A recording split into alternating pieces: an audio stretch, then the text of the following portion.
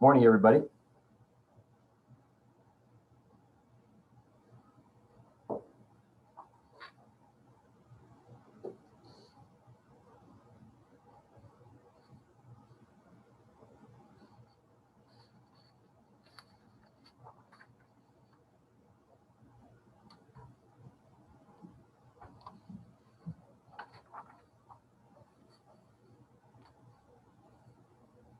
Good morning. Good morning. Good morning. Hi, Heidi. How are you? Good. How are you? Good. I'll be your co-pilot for today's flight. All right. Well, thank you. That's good to know. It's good to know. I can't imagine doing this without somebody else. Oh yeah, yeah. I understood. There was a little bit of a issue last Friday, I guess. Oh, really? Yeah. I had switched with Lorna, and then I heard that nobody knew who the coach was that day. I mean, nobody knew who the facilitator was that day. So I think Tim and Erin ended up pitching and doing it. Okay. It got done. That's the point. Yeah. Yeah. That's good. That's good. As long as we get the information out there and we get it to everybody, that's good. So, and we get the recordings too. Yeah, absolutely. How are things with you guys in your market center starting off the new year? Things seem to be going good. Good. We have with both market centers are Newport mostly. Mhm. It's really working that whole free model. Yeah. And they're doing it really, really well.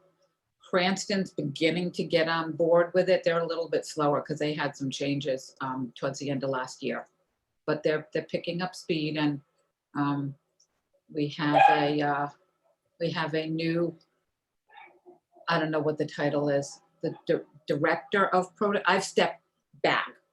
Oh, really? Yeah, Oh, I'm not running the program. That was just, so we have a new director of productivity. that's Um, good. Okay. I've gone back into production and I'm doing coaching. Oh, okay. All right. Wow. Good for you. Yeah, If yeah, that's what's easier for you. That's what you wanted. Then good for you. that's definitely what I wanted. Yeah, I got the foundation of this going, and now it was time to pass the ball to somebody else. That's it. That's it. Nice. It's got a little more brain power than I do and a little bit younger, honestly. Yeah, I have a lot more gray hairs than I did before, but you know something, it's challenging. Like every day this week has been 12 to 13 hour days, Yeah. just for keeping track of everything. And I still haven't touched anything that I wanted to at the beginning of the week. Yeah, and that's what I found, that these 10 or 11-hour days, it was just, plus I go to school part-time, Oh, wow. Okay. Yeah. and it was too much. And I said, we need to, since we're changing the model anyway, let's get somebody else that's got a little more stamina than I do. I'll stay coaching and go Yeah. back into production. So it's good. I got my first listing in 2 years, so it's great. No kidding. Wow. So it works, huh? Good for you. That's great. Yeah. Nice. I had somebody say that to me the other day. They're making calls and they actually got an appointment. They're like, so, wow, I can't believe it. It actually works. I'm like, well, yeah, you think it does. And it works even better the more you do it. Yeah, yeah, Yeah. getting that first call, that first appointment, that first consultation, the first everything like that. Once you get those out of the way, the first showing up just gets easier and easier because it's the fear of the unknown. Yes. And you make it out to be worse than it is, and then you go through it and you're like, wow, okay, it wasn't that bad, huh? Right. Right. It's all good. All good. So congrats on the first listing. That's excellent. Many more to come, I'm assuming too, right? I got another one coming in March. Perfect. So my plan is every other month is going to be perfect to get back into the swing of things. Yeah, that's good. That's good. Well, you got one part of the triangle done, right? Now you get the, just continue with the leads and you eventually get to the leverage and you'll be off to the races too. So That's right. I tell my people that I have in DT, D3, hey, I'm back in the trenches with you. Hold me accountable. If you see me not picking up my phone, not talking to somebody, let me know. Call me out. better yet, have them try to call you when you're supposed to be lead genning and see if you pick up, right? Right, well, they see me because we keep our cameras on. Okay. So they'll see me. And I expect them to, if not post in the chat, then verbally say, hey, what, Heidi, what are you doing? That's great. That's good. That's the way it should be. That's good. I said, I'm not gonna stand here and tell you what you should do and not do it myself. Yeah. Absolutely. Absolutely. Set the example, Frank. Mhm. Yeah. Very, very good. Very good. Well, that's good. That's great. Yeah, we attempted to do that at Legion with the cameras on, but it just, you get one day where you got a few people on there and everybody got the camera and then it just drops off, unfortunately. Mhm. Yeah, Better to actually be in the office, in the training room and doing that, with everybody in person.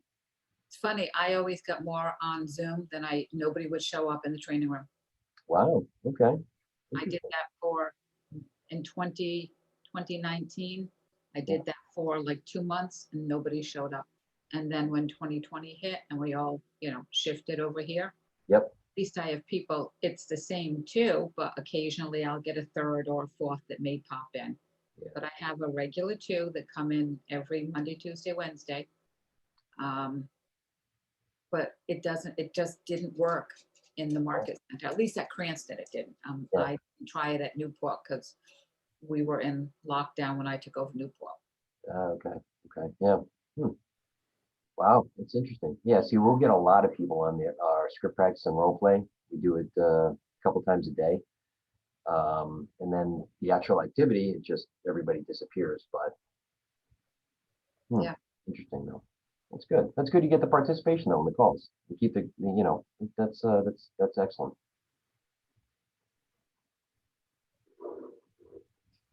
All right. So we're starting to fill out here. Good. Where is everybody? We only have 19 people. Yeah.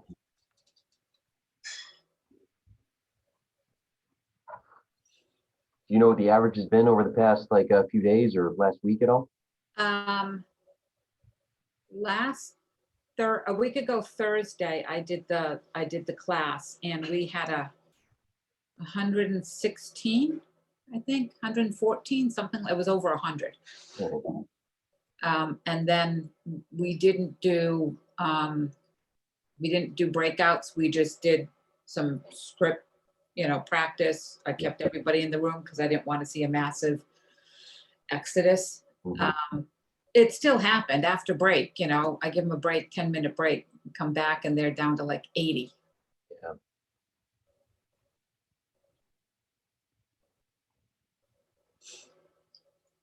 So I always said, I'm going to surprise them the next time I do a class, which I'm not doing another one now, but I'm going to start off with script practice. I thought about that. I thought about that at one of the other times, but it's a good idea. It's a good idea. It is. Let's see, who do I know? Good morning, Mr. Pfeiffer. Way to go. Good morning, Heidi. How's it going? I missed you on Tuesday. Sorry about that. I was finishing up my vision board and it took way longer than I thought, but Okay. it's done now. All right, you can present it next Tuesday. We did online Zoom vision board for both market centers. We've been working on our vision boards Very and good. talking about what we're hoping to manifest with them for 2021. So I was surprised how excited people got over little arts and crafts, glitter pens and glue sticks, and it was fun. Something different. Where else can you do that, right? Right. We used to do it in the market center, but no, it was fun to do it. Even the guys were like, yeah, they got into it. Sure. Absolutely. Absolutely. A little arts and crafts time, right? That's good. That's key though. I mean, that really gets you thinking, when you can visualize what you have there. I mean, visualize it day in and day out. Yeah. And it's funny when you actually look at people's vision boards, Mhm. you get a better idea of what they're focusing on for that year. Some are trying to balance, work and home life, or work and fun pursuits. Others are geared more towards work. Yeah, so it's interesting to see where their mindset is. Yeah. Oh, yeah. Morning, Jen. Good morning, guys. What a great group of coaches you have this morning. Yes, and we all have to give a quick shout out to Erin McLaughlin. It is her birthday today. I'm not sure if she's on yet, but if you see her come on, she's the one that does all the hard work behind the scenes, getting all of the details and units and downloads for you guys. So make sure you give her a nice big happy birthday today when you see her. Absolutely. Well, hopefully she's going to join us. Then we can all stop and sing her happy birthday. That would be That's a great idea. absolutely. Oh, singing on Zoom is wonderful. Especially with all the delays, right? Right. Mm. We'll let Heidi take the lead on that one. Sure. She's got a great voice. I'm sure we have talented people in here. I know there's at least one person who has an amazing voice on here. It's not me. I know that there's at least one person. Absolutely. Absolutely. There's got to be somebody here, you know? And if not, we'll pick somebody. There we go. I love buyer consultation day. So you guys are in for a treat today. That's what it is, right? I'm not, Yes. yes. As far as I know, too. Yeah, absolutely. Yes, good. Yeah. All on the Such a same good page. day. Nice. All right. You know, what we'll do is we'll give it another minute and we'll wait for other folks to come in, then we'll get started. So, all right. So while we're waiting, how about we start off with this? Why don't we have people shout out, you know, tell us something good or tell us an aha that you've had up to this point, because really it's a countdown. You've got one more week here of Ignite. And oh wait, is Erin on? Erin's on. She's on. incognito as Cassie. Yeah. Happy birthday, Erin. Yes, happy birthday. Oh, thank you. Birthday, Erin. Happy birthday. Oh, thank you, everyone. Happy birthday. Happy birthday. Thank you. Happy birthday. Happy birthday, Erin. Where's our Oh, singer? Where's our singer? We're looking for our singer. Happy birthday. thank you. Happy Yeah. birthday, Erin. Erin, we're going to sing to you. Oh, you know what? So listen, I can remember I cried for like 3 days when I turned 29, and today I'm 44 and a cancer survivor. So you all can sing happy birthday to me. All right. That's I'm great. happy That's to. perfect. Let's Do do it. that then. Let's do that. All right. All Everybody right. ready? Here we go. 1, 2, 3. Happy birthday to you. Love you all. Happy birthday to you. Happy birthday, dear Erin. Happy birthday to you. Oh, thank you. Mwah, mwah, mwah, mwah. Thank you. Where's I Jim feel like with his Matt birthday Howard has cake? practiced that a little bit. I Matt, mean, you I think practiced it that one? was wonderful. It was wonderful. Thank you. That's probably the best unison I've heard on a call ever. And we've got 73 people on here. We can't even do it with 4 people in our market center. So to do it with 73 people, thumbs up on that. That's great. Great. Counted it in, Darren. That was a great job. Counted it in. Getting them on time. Aaron, that's a perfect way. You know, tell us something good. That's an excellent way to start off. So thank you for that. You know, Thank you. you get to spend your birthday with us at least for a couple of hours. I do. Yes. I'm a lucky girl. Have a Zoom cake. Yeah. Yes. How are those Oreos? Oh my gosh. So good. If you have anyone with celiac They're not in your that life, good. The real Oreos are good. they taste like Oreos. They're like, I mean, Yeah. Are they And- just as good? They're just as good, Aaron, because I need to know. They're not. so I haven't had a Hey, real Lindsay. Oreo since I was 31. Okay. So Exactly. I Yes. may kind of not remember what they taste like, but Wow. in Yeah. my mind, they taste I'm driving exactly to the Bow same. office today, Aaron. I will confirm in your driveway they taste like yesterday. They don't taste like Oreo, right? Aaron, have you ever had a Trader Joe's gluten-free? Yes. Or okay, do they taste better than those or equal? Yes. Better than those. Yes. Then it's a win. It's a total win for all of us. I apologize for starting the Oreo conversation. I know. We'll Terrible. get back on track. I'm sorry, but this is a nice little momentary birthday party. I appreciate it. Yeah, I find it hard that if you've got to actually talk about a cookie with a description that sounds like you're ordering something at Starbucks, I get a little leery about that. It should be Oreo cookie, boom, nothing else, you know, but hey, maybe I'm just old. So is what it is, right? There's actually a local company in Shapley that delivers gluten-free Wookiee cookies, and they are amazing. Oh, And they're okay. delivered right to you. So I'll look it up and send that to you, Aaron. Yeah, we'll have to talk about that later. Thanks, Yes, Melissa. please put that in the chat, please. I'll let me get the link and I'll add it right over there. Thank you. Well, that place is going to see a spike in business. Right. Totally make their January at this point. That's awesome. That's great. Excellent.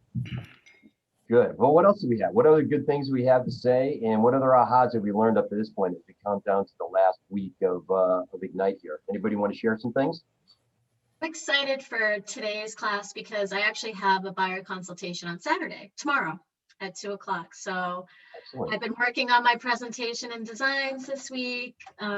It's been slow going. So all of this week and last week have really been fabulous to get ready for that. So thank you so much. I would definitely be lost if I did not have it. So Congratulations. That's good. That's good. You have to let everybody know on Monday how it went too. I will definitely. Excellent. Very good. What else? What else do we have here? I have something to share. It actually might be something that you guys might find useful in this class today with being buyer consultation. Yesterday I hopped off Ignite because it was a 3-hour CEU class through Cohen Title, and it was on multiple offer market. And they put together this great document here that you can actually put in as part of your buyer presentation, just to kind of let people know the expectations of what kind of market we're in and what they might see to kind of ease them into it so they're not like freaking out in the moment. I can share that file if you guys want. That'd be great. Absolutely. Absolutely. That's good. That's good. Part of our sharing environment here at KW. Excellent. Excellent. How about one more?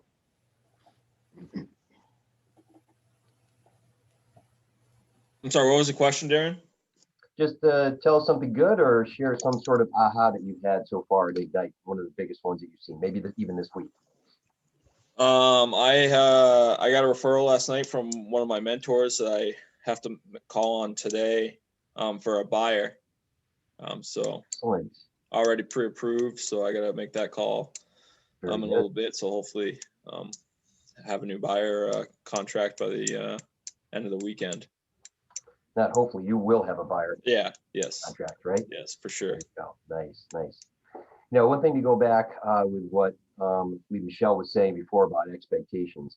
Don't really cover it in here, but one of the things that you want to think about in building your business and in dealing with clients, okay, especially buyer clients, is to lay out the expectations with them. Put something in writing, send them an email or have some sort of printout that you can put in there that lays out what it is that they can expect from you. Obviously, we're going to touch on in our buyer, presentation about your great customer service and what it is that separates you from everyone else, your value proposition.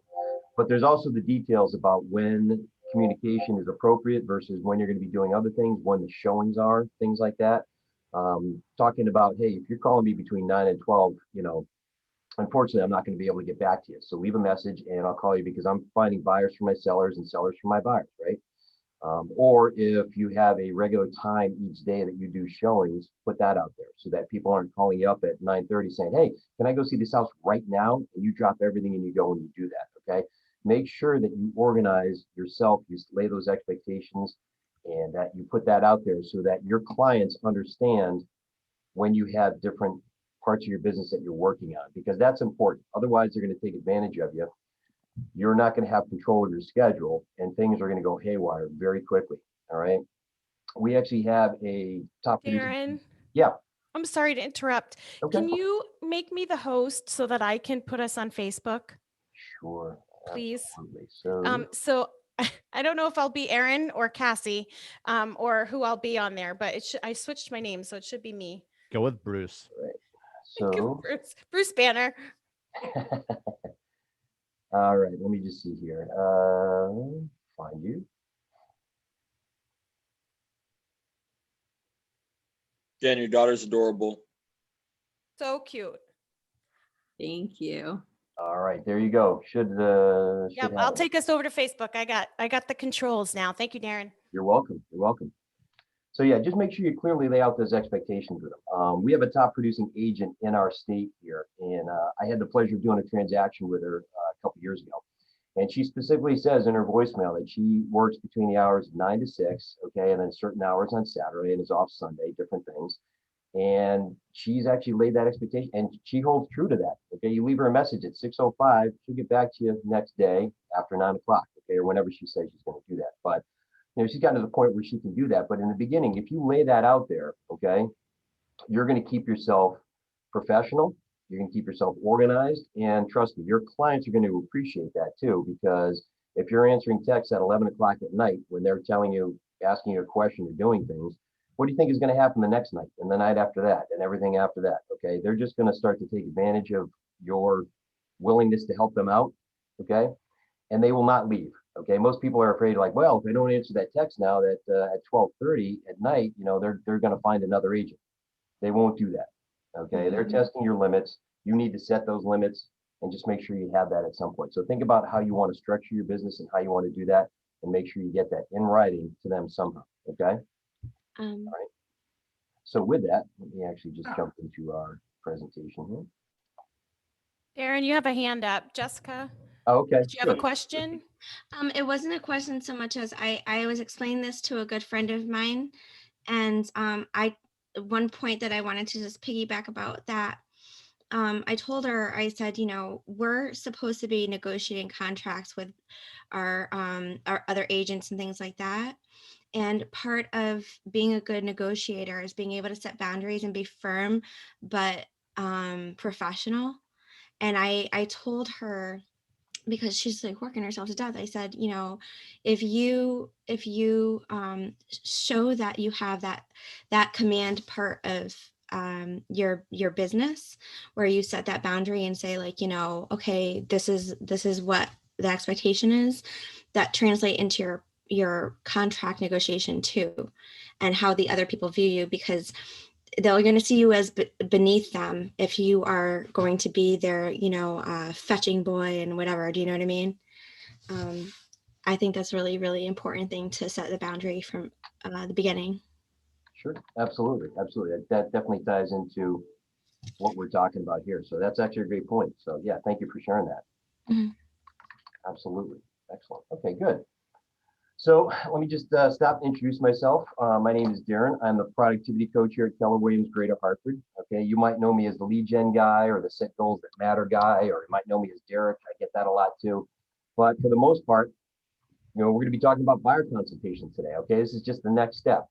So with Spark in the first part of Elementals, we're starting to build our business. We've got the foundation. We're starting to learn how to interact with clients and what to do.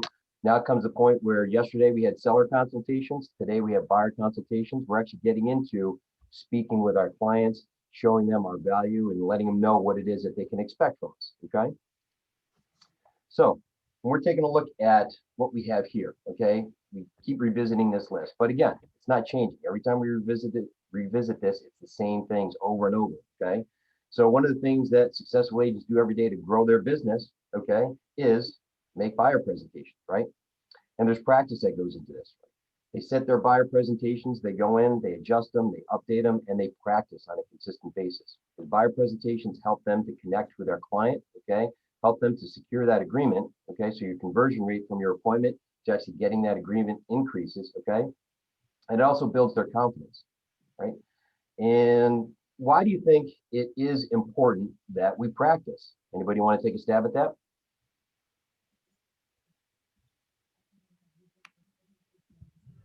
All right, Matt. Makes you feel more confident in your presentation. Absolutely, absolutely, right? I was going to say you stumble to answer their questions if you're not practicing. Exactly, exactly. If you're inserting a lot of ums and ahs and maybes and kindas and I think and just whatever it is that you have as those things in between, it's going to make a big difference. It's already setting that impression in the mind of the client there, right? But if we're coming across and we're determined and we're speaking, saying like, yes, this will happen. This is what I will do. These are the steps in the process. This is what you can expect. Okay, that makes it a lot easier. So we're going to be talking about how to prepare the buyer presentation, what we have in there in command, what we're going to be going through, and how to make sure that we get the signed buyer representation agreement. Now, everybody knows what a buyer representation agreement is, right? So why is it important that we have that signed with a client when we meet with them? So they don't go elsewhere, so they know that you're the one working with them. Absolutely. Yep, that's one thing. Right. What else? What else? If you're in a contract with them, representing them as a buyer's agent, it's going to allow them to have a lot more fiduciary care by you. You know, there's a lot more responsibilities involved on our end of how we treat them compared to a customer. We can advise them and things like that, which we normally couldn't do if we weren't in a contract. Yep, absolutely. Absolutely. What else? What's another thing? Mary?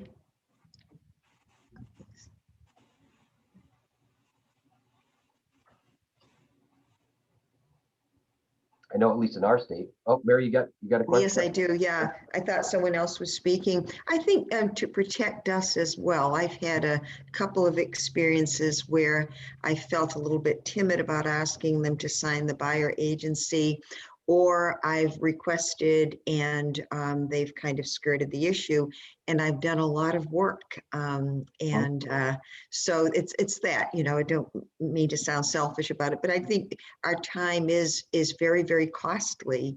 Absolutely. And sometimes it can go on for months. So Absolutely. I think it's important. Yeah.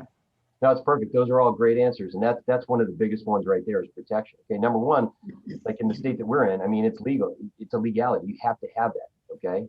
Part of it's liability, part of it's protection, but you need to have that show a home, okay? If somebody wants to fight you on that and said, well, you know, hey, my cousin had an agent and they didn't do it, or last time we looked at houses, you know, no, the other agent didn't have me do it.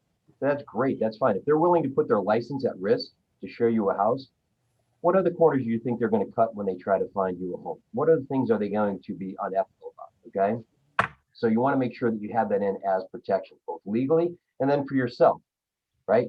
If we have a buyer's agreement, it represents a professional commitment between two parties. If you go to an attorney, you sign a contract. You go to an accountant, you sign a contract, right? Okay. Any sort of professional relationship like that involves a commitment or a contract between two parties. All right. Not only that, but as Mary alluded to, you know, we want to get paid for the time that we put in for this, right? That's one of the biggest things. I don't know about you, but you know, I've given up working for free. You know, when I was a teenager, yeah, maybe that might have worked, you know, because I didn't know any better. But now, you know, it's not the case. It's that line, like the line from that movie there, where it says, if you're good at something, never do it for free. And we definitely don't want to do that. So it's important that we actually have that in place. So we're going to touch on how we go about doing that. All right.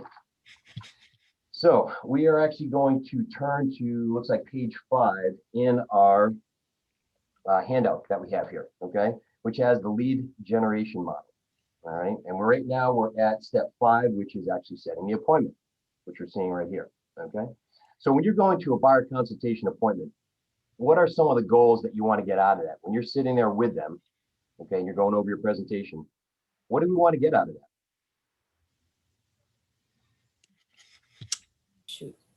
Details on what they're looking for. Absolutely. Absolutely. Yep. Yep. What they're looking for in an agent, what's most important to them for an agent. Absolutely. Yeah. Definitely. Definitely. Yeah. What else? Looking to gain their confidence as an agent. Mm-hmm. Certainly. Yep. Make sure they're pre-approved. That's the key thing right there. Exactly. Exactly. What else? Well, of course, their signature. I mean, if that's the point of the consultation. Yeah, exactly. So really what we want, we've got 3 different goals, and these are things that you can write on your sheet right there. Okay. So the first one, what we're trying to do is we're trying to discover the wants and the needs and the values of the buyer. So that comes into what first couple answers that we had, right? Finding out what it is that they're looking for. Okay. Why they're looking to purchase in the first place. All right. Maybe it's different towns. Maybe they're looking to right size their house. Maybe it's, you know, they're trying to, you know, get a second home or retirement, something like that. All right. But then, as you mentioned before, what it is that they're looking for in the agent that they want to help them out. Okay. A lot of times we neglect that question. And it's only because really about 75 to 80% of the people who look for an agent, they go with the first person they find. So we may not even get into that, but that shows you that you care. Say, like, listen, you know, tell me what's important to you about the relationship you have with an agent. What is it that you're looking for? All right. Second thing, we want to tell them about ourselves. All right. We deliver our value proposition, right? Our elevator pitch. What makes us different than everyone else that's out there? And we're going to explain the process. We're going to show them how we're going to help them find their home. Okay. So talking about them, let them know about us, let them know about the process itself. And then the third thing is we want to actually have a signed buyer representation agreement. That's important. Okay. If you leave that appointment and you don't have that signed buyer representation agreement, okay, the next agent that comes in is going to get that. So you did all the work for the next agent that comes in. So make sure that you have that. Okay. And we want to be able to explain it. When you have a buyer representation agreement, you want to make sure that you understand that from top to bottom and you can explain it to them, because when you explain it to them, that builds their confidence in you. Okay. Also builds your own confidence because you can speak to that agreement. It can let them know exactly what everything means. Okay. So what are some things that we need to put together and prepare for that? If we're going to go into that meeting and we just talked about the 3 things that are really important to come out of that, what do we need to prepare for it?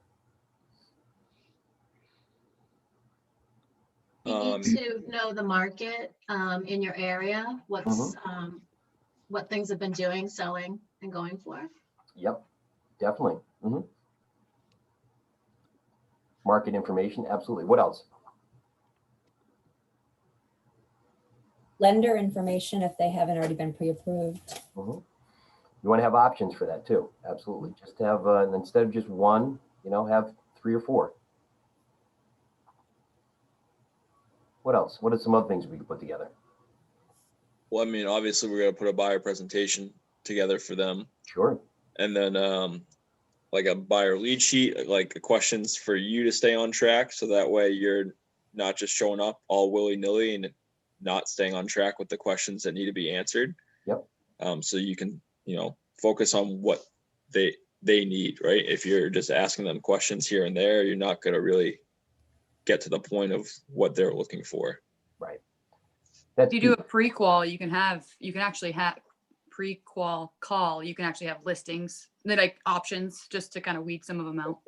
If they have that ahead of time, their budget from a pre-approval or pre-qualification, certainly you can do that. Or you can sit there with them with your MLS on your laptop, or if you're in a conference room and you bring the computer, the TV up, MLS, you can search through that as well. So that's another thing as well. The buyer lead sheet that you have, the questions that you want to ask. Over time, you're going to develop your own sheet. So in addition to bringing obviously the buyer's agreement as well too, we want to prepare that buyer lead sheet. Well, what questions are we going to ask? What are the things that are important to us that we need to know from them? Okay. Lastly, bring a pen. As obvious as that sounds, okay, bring a pen, bring a couple of them.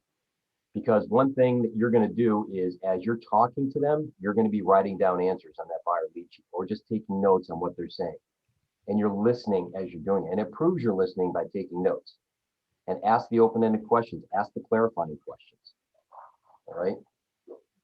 If they say they might be looking for a pool, but you don't know either way, or you say like, well, let's just see what's out there. But then you're showing them things that have pools and then they say, no, we don't want that. It's a communication thing. So you want to make sure that you're listening, you're taking notes, okay, and that you're hearing what they want on their end. Okay. Can I ask a quick question? So my buyer on Saturday that I'm meeting with, I kind of know she's about 6 to 12 months out. Okay. I'm trying to kind of convince her to maybe go a little bit earlier. So in that sense, do I go through all the steps in the buyer presentation, do you think? Or should I kind of wait? I know yeah, okay. The only reason I say that is because, number one, it builds your confidence because you're just learning how to do that. So, like we talked about before, it's really practice when you're doing that. So continue to do that. But number two, it's putting confidence in her, okay? If you just tell her, it's like, well, you know what, let's just wait until June, we'll talk then. Somebody else is going to come in. If you don't stay in touch with her, or if you haven't told her that you are the person for the job, she's going to go with somebody else, right? So you show her, what you can do, follow up with her. And that's going to actually say like, yes, okay, Debbie's the person I'm going to be dealing with, and that's it. And when the time comes, we're just going to move forward. But now she's got a good understanding of the process. She knows what's going on. She knows what to expect. She's met you. So it's that comfortness going forward. Okay. Darren, hi, this is Rhonda. In this case, would we want to offer a 6-month or a year? obviously it's to our advantage to have a year, but they haven't worked with us. Would you say if like, let's say we do a 6 month, let's say they said they want to do a 6 month, but since we've been giving such high quality service, it's really not an issue to do the renewal? Right, absolutely, absolutely. I'd say do the 6 months, otherwise ask for a year. Say like, listen, if your time frame is 6 to 9 months, assuming that we find something at the 9-month mark, we're probably looking at 45 days before closing. So we want to capture that entire time frame. If they don't feel comfortable with it, then the service you provide in the beginning, the steps that you follow through, and the homes that you show them in preparation to let them know what's out there is going to set you up for an easy renewal when that 6 months comes up. And your renewal, do you do your renewal? Do you contact them like a week before a renewal? Just tell us a little bit about that so that we don't lose things in the cracks. Well, you're going to maintain that contact with them, okay? Because we classify buyers as A, B, or C, or 1, 2, 3, or fire, warm, lukewarm, cold, however you do it, okay? So this may not be an A buyer right now, but there's certainly a B buyer because they've got some sort of nurturing to go on before they're going to do something. But that doesn't mean that they might not become an A buyer pretty quickly. Things can change, right? Circumstances change. They may be saving money and then they get tax money back and it actually closes the gap that they had. So now they're able to do it sooner. So our key thing is follow up and communication, smart plans, and at least once a month, staying in touch with them, if not sooner, just to make sure things haven't changed. And I would say that a few weeks before that buyer rep is up, just say, listen, we have the buyer rep coming up. It's expiring, and I know we're in the process of looking for houses. I really don't want to wait till the last minute. I don't want that to pass, and we have to deal with that in the midst of everything else. So tell you what, why don't we renew this now for another 6 months since we're deep into the process, and at that point you don't have to worry about it, and that will enable us to find you the house of your dreams in the next couple of months. Okay. So we have the appointment. Okay, we've cultivated, we've got the person, we know that they're either an A buyer or a B buyer, something along those lines. If they're an A buyer, then that's terrific.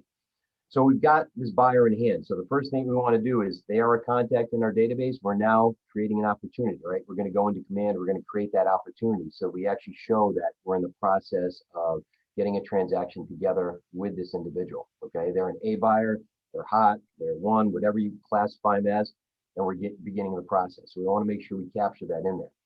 The great thing about Command is that when you drop your contacts in there and you're keeping track of all the communication and the activity that you have there, Command is processing all of this behind the scenes. And when you set your goals in Command and you see all the different steps from beginning when it's a lead all the way down to closing, it's capturing what you're doing or what you're telling Command you're doing, and it's mirroring that against your goals.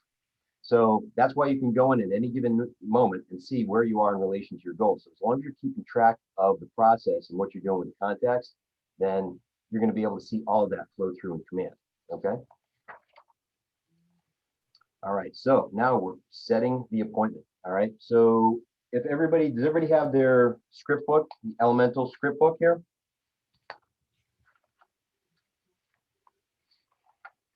All right. We actually, when we go to a buyer consultation appointment and trying to get that buyer agreement, right, we want to basically talk to them right off the bat and let them know that what we're here for and what we're going to be doing. So we actually have scripts starting on page 13 for working with buyers. All right. Now, let's see here. All right. Let's see here. It's going to be important. All right, so let's take a look at the beginning on page 13, right? We've got a script here for scheduling the buyer consultation appointment, okay? So who wants to actually do the script? Let's do the buyer referral willing to talk with you, okay? Let's say that I'm somebody that you got my name from a friend who mentioned I was looking for a home, and now you're calling me up to actually set the consultation appointment. So who wants to actually do that? Read that. Matt, okay, go right ahead. Hi, Darren. I'd like to invite you to come into the office so we can discuss what you're looking for in your next home and use MLS to review properties. This way we can search for homes that fit your criteria. When we meet at the office, we can work together to make most of your time. I can use the tools I have to find the best matches for you and check any contingencies and other details that would not be apparent from property visit alone. Are weekends or weekdays better for you? Okay, all right. So we've got the framework for how to set that appointment, okay? How would we say that if it was just us having a conversation, right? All right, if I look at that, I would give them a call and say, hey, Matt, thanks again for taking my call. I know we're chatting about getting together or checking out properties and getting prepared for looking at properties. So tell you what, why don't we meet in my office? We've actually got a conference room that we can go into. I can bring up listings up on the computer or up on the TV screen that we can take a look at. And then let's start to really define what it is that you're looking for. We can take a look at towns, styles of houses, different bedrooms. We know what we're working with a budget. So we'll see what's available at the moment. And then maybe we need to adjust and tweak here or there, but this will give us a good idea of what's available at the moment. So are you available during the weekdays or evenings? Which one is better for you? Okay. Make it your own. Make it sound conversational, right? Don't make it sound as though you're sitting there and trying to force them to come in and do something, but explain why you're doing it, what you're doing. Everything is right here for you. You've got the framework for it. Just read it, understand it, and then make it your own, right? So Matt, if you were to do that again, to make it sound like you, okay, how would you say that? Yeah, just be like, hey, Darren, I'd like to ask if you want to come in the office so we can discuss the type of home you're looking for. We can go through the MLS and search for some homes that fit your criteria. That way we're not wasting time driving to different places beforehand. And the MLS has great tools that we can use to find the best matches for you, and check for any other details that might not appear if we were to just show up at random open houses or schedule showings and stuff like that. So I think it will save us time in the long run if we get together and view some of these properties, and we can knock some right off the top before we start going out and spending all this time looking at homes. Yep. Okay. Yeah. Make it sound like you. Make it sound like you're talking to a good friend of yours, or you're having that conversation with them. Okay.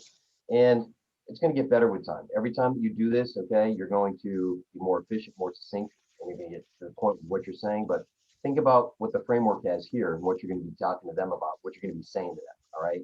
And then just say, hey, all we're doing is we're getting together.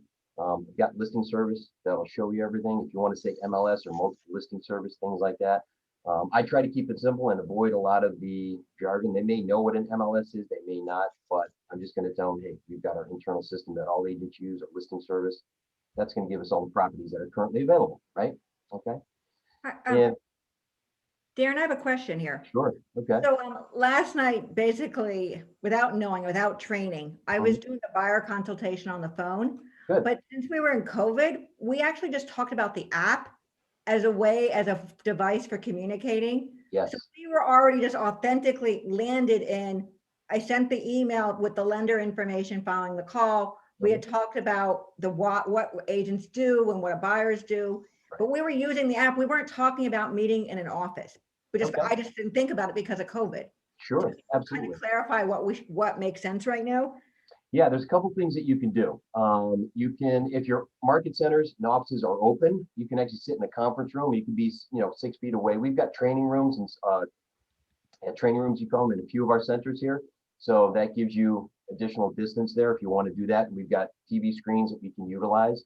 So if you've got rooms that are big enough where you can sit 6 feet away, you can do that, as obviously assuming everybody's wearing masks. I've seen people that have gone into like coffee shops, and again, making sure that you have the distance, and you can do that. You can also do it virtually as well, right? You've got Zoom, you've got FaceTime, you got different things like that. There are other applications that you can use. And what it does is it helps you to develop that rapport, but then you can share your screen with them and you can go through your MLS and say like, okay, well, here's 12 properties that came up just on our first search here. Well, let's go through each one and see if either any of these make sense for you. Okay. Yep. So yeah, if you're bound by very strict COVID guidelines, or if you don't feel comfortable, if they don't feel comfortable, there's other ways to do that as well. So either in person, but safe distance away, or certainly through Zoom or through FaceTime or things like that. And I think there's like Microsoft has a couple of applications. There's a couple of different things. Well, I guess my question is, too, as it relates to MLS versus the app. Yep. In terms of the consumer experience, do I want to be showing only the public version of MLS? And what would be the advantage of using MLS versus using the app? Okay, well, MLS, at least with ours, what we can do is we can set up auto emails. So whenever a property comes to market, meets their guidelines or what they're looking for, it'll send it to them automatically. But do they really want to wait around for that?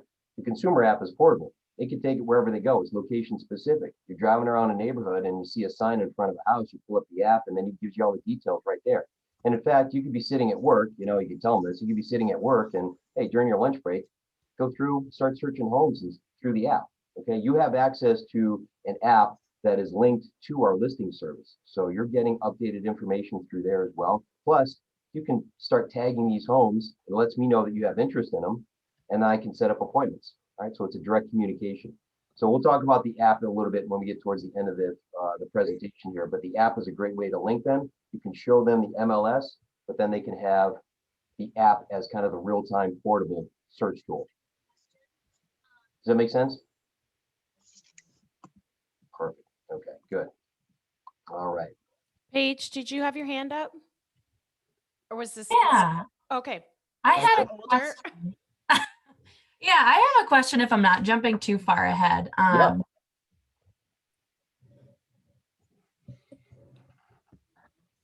Sorry.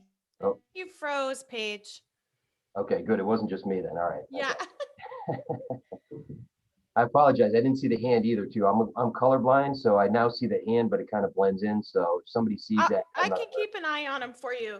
The nice thing with that feature is they will kind of rise your bubble to the top for us. So if anybody in the class, if you do raise your hand, it will bring your box to the top for us as hosts so we can see that you have your hand raised. Good. Okay. Because we can't see everyone. But yeah, if you can't see it, I'll look for you.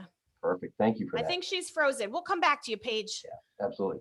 Actually, on that note, too, Heidi, do we have anybody who has any questions or anything in the chat so far at this point? No? We're good? Okay, good. Either everybody's asleep or I'm hitting on all the topics here. So that's good. All right.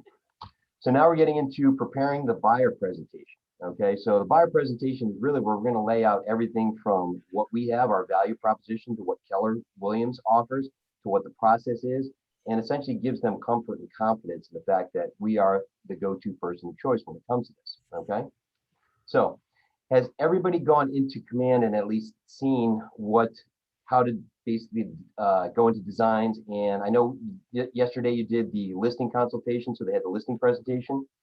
Has anybody gone in and done anything with a buyer presentation at this point? Yes, I have. Yep. Okay. I spent about 4 hours on it yesterday. Okay. Okay. That's not bad. That's not bad. I mean, the first time around, it takes some getting used to, but it's very user friendly. And once you set up your template, okay, you're going to have that template you're going to use probably for a little while. Okay. Maybe you make some tweaks and adjustments, but for the most part, it's pretty much set in stone. Every time you want to go in, it's going to get easier and easier. You're going to know how to operate, and they're going to continue to refine it and simplify it. Okay, so that's good. That's good. Has anybody else gone in there and done it? Yes, I have. All right, perfect, Joyce. Did you put together a full presentation then? Yes, and I sent one to my buyer for the first time to my cousin, and I called him afterwards and asked him, was it okay? He said yes, so apparently I did it right. It took me about 4 hours as well as Debbie, but as I continue to play with it, it gets easier and easier. Yeah, yep, absolutely. Absolutely. It's a great, I'd say Command is a great tool in comparison to other things that are out there. And there are a lot of other firms out there where you have to go in and you have to pay money to piecemeal software packages that aren't linked. So you're duplicating efforts. To have everything under one system and to have all your necessities right here, everything that you need to run your business, it's a godsend. Okay. So for those of you that have never experienced another firm, see what that's like, and you see this, you're definitely spoiled by having this because it does make life a lot easier. Okay. Having everything right there. All right. So we're going to actually go through the different parts of what's in the buyer presentation. Okay. When you go in there, you saw yesterday that we had listing presentations, and there were, I think, 6 different designs for that as well. I think there's also 6 designs here for a buyer presentation as well. The information in there is the same. It's just the pattern behind it. okay, and the color scheme and things like that that are different. But the pages themselves are essentially the same. So what we're going to do is we're going to go through the major pages that are in here so that you have an understanding of what each of these is, and then we'll take it from there. Okay. So yes. We actually have, Rhonda had a question. Okay, perfect. She's asking, do you have any more suggestions for setting boundaries with buyers beyond time structuring? It would be helpful to hear some other reasonable expectations. Okay, well, actually, you know what? Let's open that up to everybody else. If you're laying out expectations, okay, not just scheduling expectations in terms of when they can expect you to get back to them or when you're going to have showings and things like that. What other sort of expectations can you lay out for them? I can speak to that because I have some experience with it, if that's okay. Sure, absolutely. Okay, so one of the things that I learned over the years in my sales training, because I've worked for a lot of different big companies, not for real estate, but for other sales. And a lot of the things that they said to me and taught their employees was under promise, over deliver. So that was one of the big things. It was sometimes, I mean, obviously you want to sell yourself and like, you know, the product, whatever it is that you happen to be trying to move. But when you are setting an expectation for a client to really bring it home, they would say, oh, you know, you know, I'm thinking, like, say, for example, they wanted to have something completed by, like, you know, Saturday or whatever, right? And be like, yeah, I could totally do Saturday, but have it done Friday night. Stuff like that. But in terms of like the boundary setting, when you're talking to the client, when you're first getting to know them, having an idea of what your business structure is going to be and talking to them about it up front. So it is partially the time thing, but also having an understanding of what the industry is like, what they can expect from the industry and what you can do to navigate it. Okay. Because the way business works in real estate is very different than some other types of businesses. So when you have a buyer who wants the moon, they want like the impossible, kind of dialing it down and explain to them up front how it works so that they know that you know what you're talking about, but that also that they feel like they know what they're going to be in for. Because I find a lot of times in any field that I worked in, there's always people who have unrealistic expectation. Either they heard something that isn't right about a time frame or the quality of something. What? The quality of things or the like you have to work with other people. Like there's inspectors and things like that. And they have schedules too. And people get really stressed out when they're buying a house. So if they know the time frame of like how long it takes to book an inspector and get that taken care of and how long it takes usually for loan approvals, that way they're not going to be they're not going to be blindsided or frustrated with you, because they're going to look at you as the person that they're going to go to complain, and they're also going to make it in their head it's going to be your fault when something doesn't work out. Right. So give yourself a little bit of time. It's like a favor to yourself and your client. If you think something's going to take a week, you know, tell them 9 days. But then when you get it done earlier, you're going to be like the superhero type of thing. Exactly. I don't know if I understood what Rhonda was saying. I thought she meant for setting up for like the first appointment, for setting your time. I didn't know if that's what her question was, because I know when I speak to buyers on the phone before, you know, when setting up their appointment, I'll ask them for things like to sit down together before I get there and write a list of things that they absolutely want in looking for a home. And, you know, what are your wants? What are your needs? What are your must-haves? Those types of things. So that when we sit down and we're talking about the homes that they're going to look at, besides having their pre-approval, which is one thing that we've already talked about, that's one of the things. And I'll often even say to them, and if you'd like to email me that list before I come, then I'm able to look that up. And if it gives me a sense of what are they looking for? They've told me they're pre-approved for, you know, $200,000, but they have wants or must-haves of a $400,000 home. So then I'm able to print off some of those homes like that are on the MLS, and I can bring those to them and I can give them a comparison of like, these are the things that you're looking for. These are the things that are available.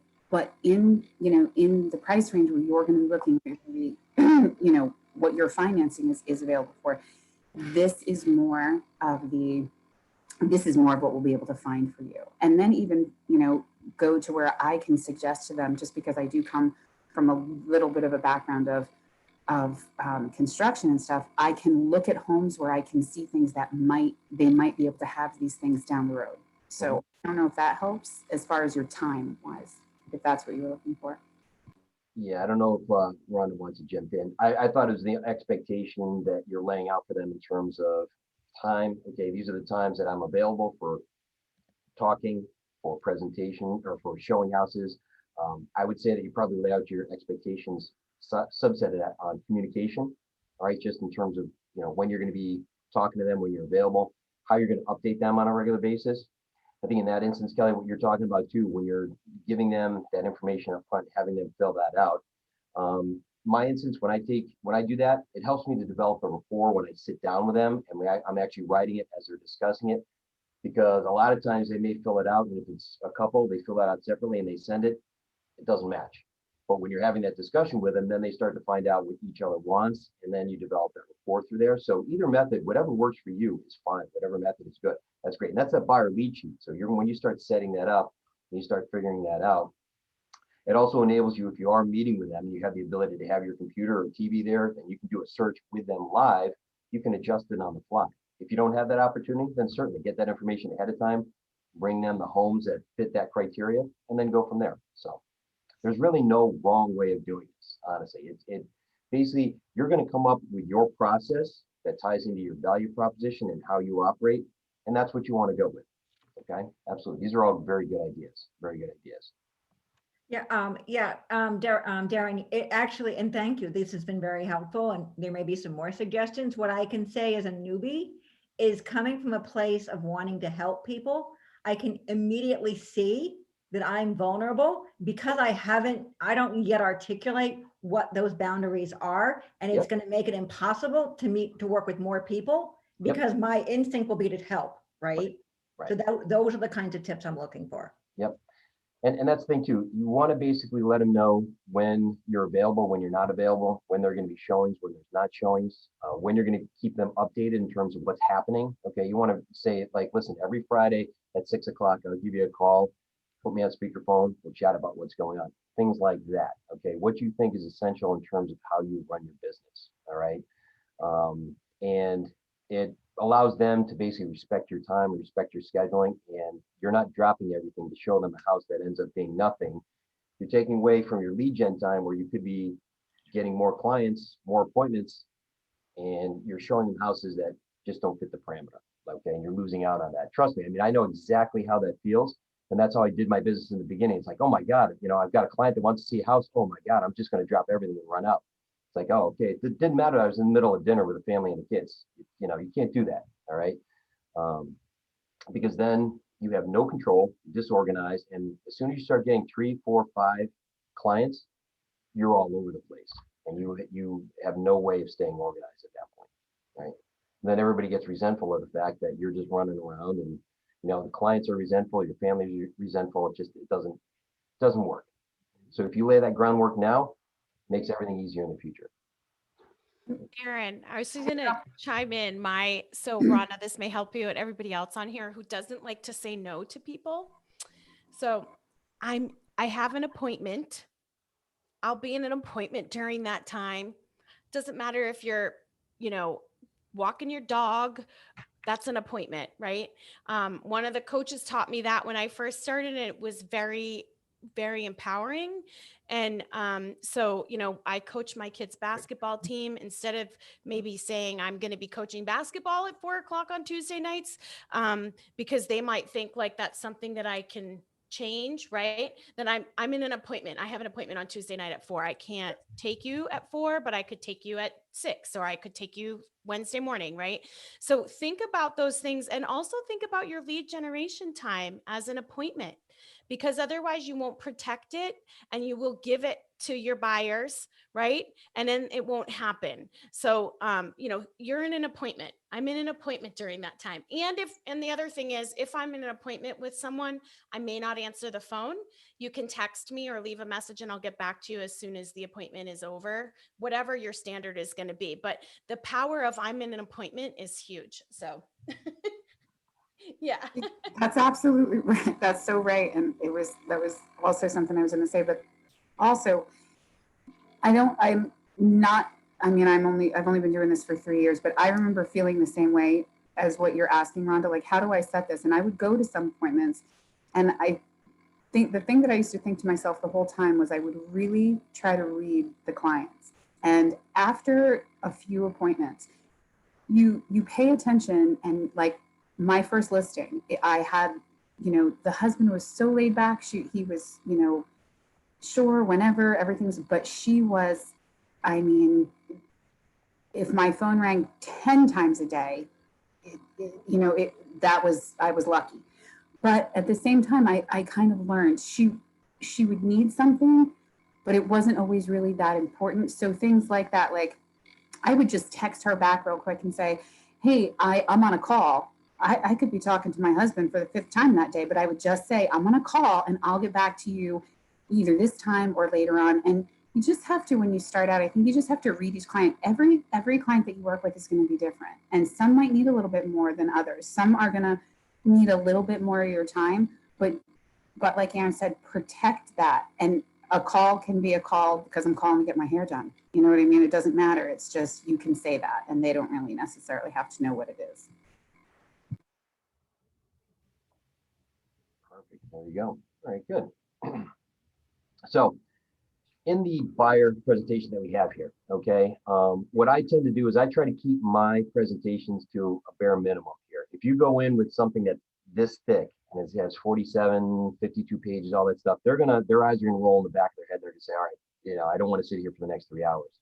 But if you want to have a table of contents in your presentation, okay, save that, deal with that at the end, because you're going to be switching pages and doing things, but you're going to start off with a table of contents if you have that in there to organize the different parts of your presentation. But do that at the end, because you're going to find yourself even right up until just before you print that out, it's like, yeah, I may want to move this here or there. So keep that in there and make sure that this is the last page that you change. Okay, so this would be something that you have in your document. All right. Now this page that we see here, okay, you all have that in page 6 of your guidebook that you have there. Okay. All right. So let's take a look at this. What exactly does this say? All right. Why would we want to start off with this right in the very beginning of it?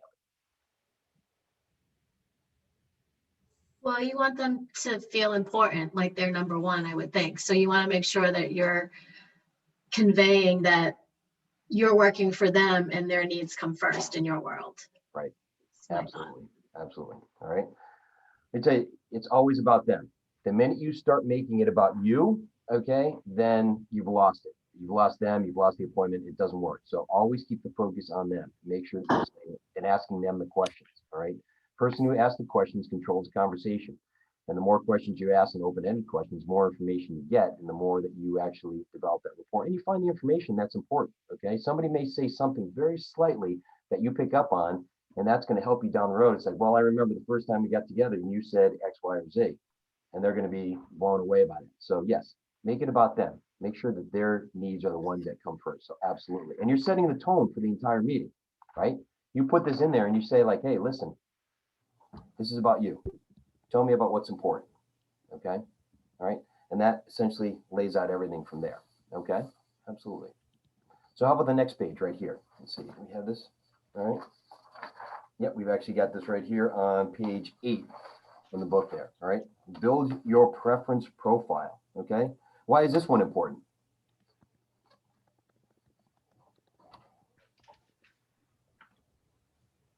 It gives us an idea of what they're looking for. Absolutely. And this goes back to a lot of what we were just hearing before and talking about expectations, right?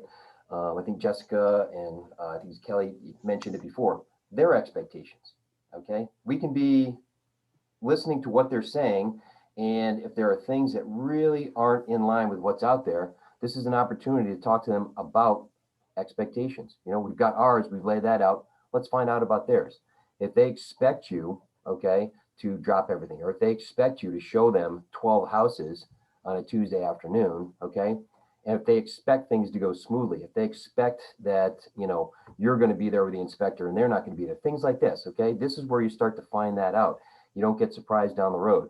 I mean, I can always remember beginning when you're talking to people and you're having a great conversation, everything is good. And then about halfway through the process, they hit you with some sort of bombshell or something that came up and you're like, wow, I had no idea, even though I've had this many conversations. Well, I never asked the right questions in the beginning. I never really got a chance to know them and find out what their expectations were, okay? And that's on me. But if we set this up in the beginning and we find out what their expectations are in conjunction with ours, right? Then that helps everything run smoothly, right? And to Kelly's point, every transaction and every client that you meet is going to be completely different, but it's up to you to navigate that relationship and to make sure it goes as smoothly as possible, okay? Darren, can I make a suggestion? Yeah, absolutely. So an experience that I had recently was I went through a conversation for a buyer consultation and talked about very specific needs and wants for what she was expecting in her first home.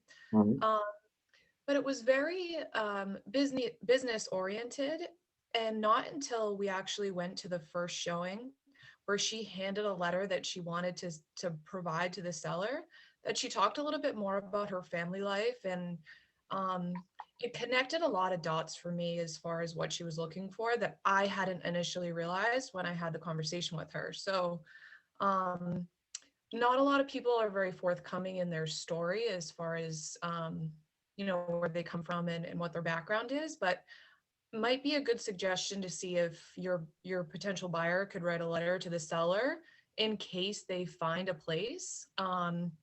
Because it could be a different avenue of people opening up where they feel a little bit more comfortable.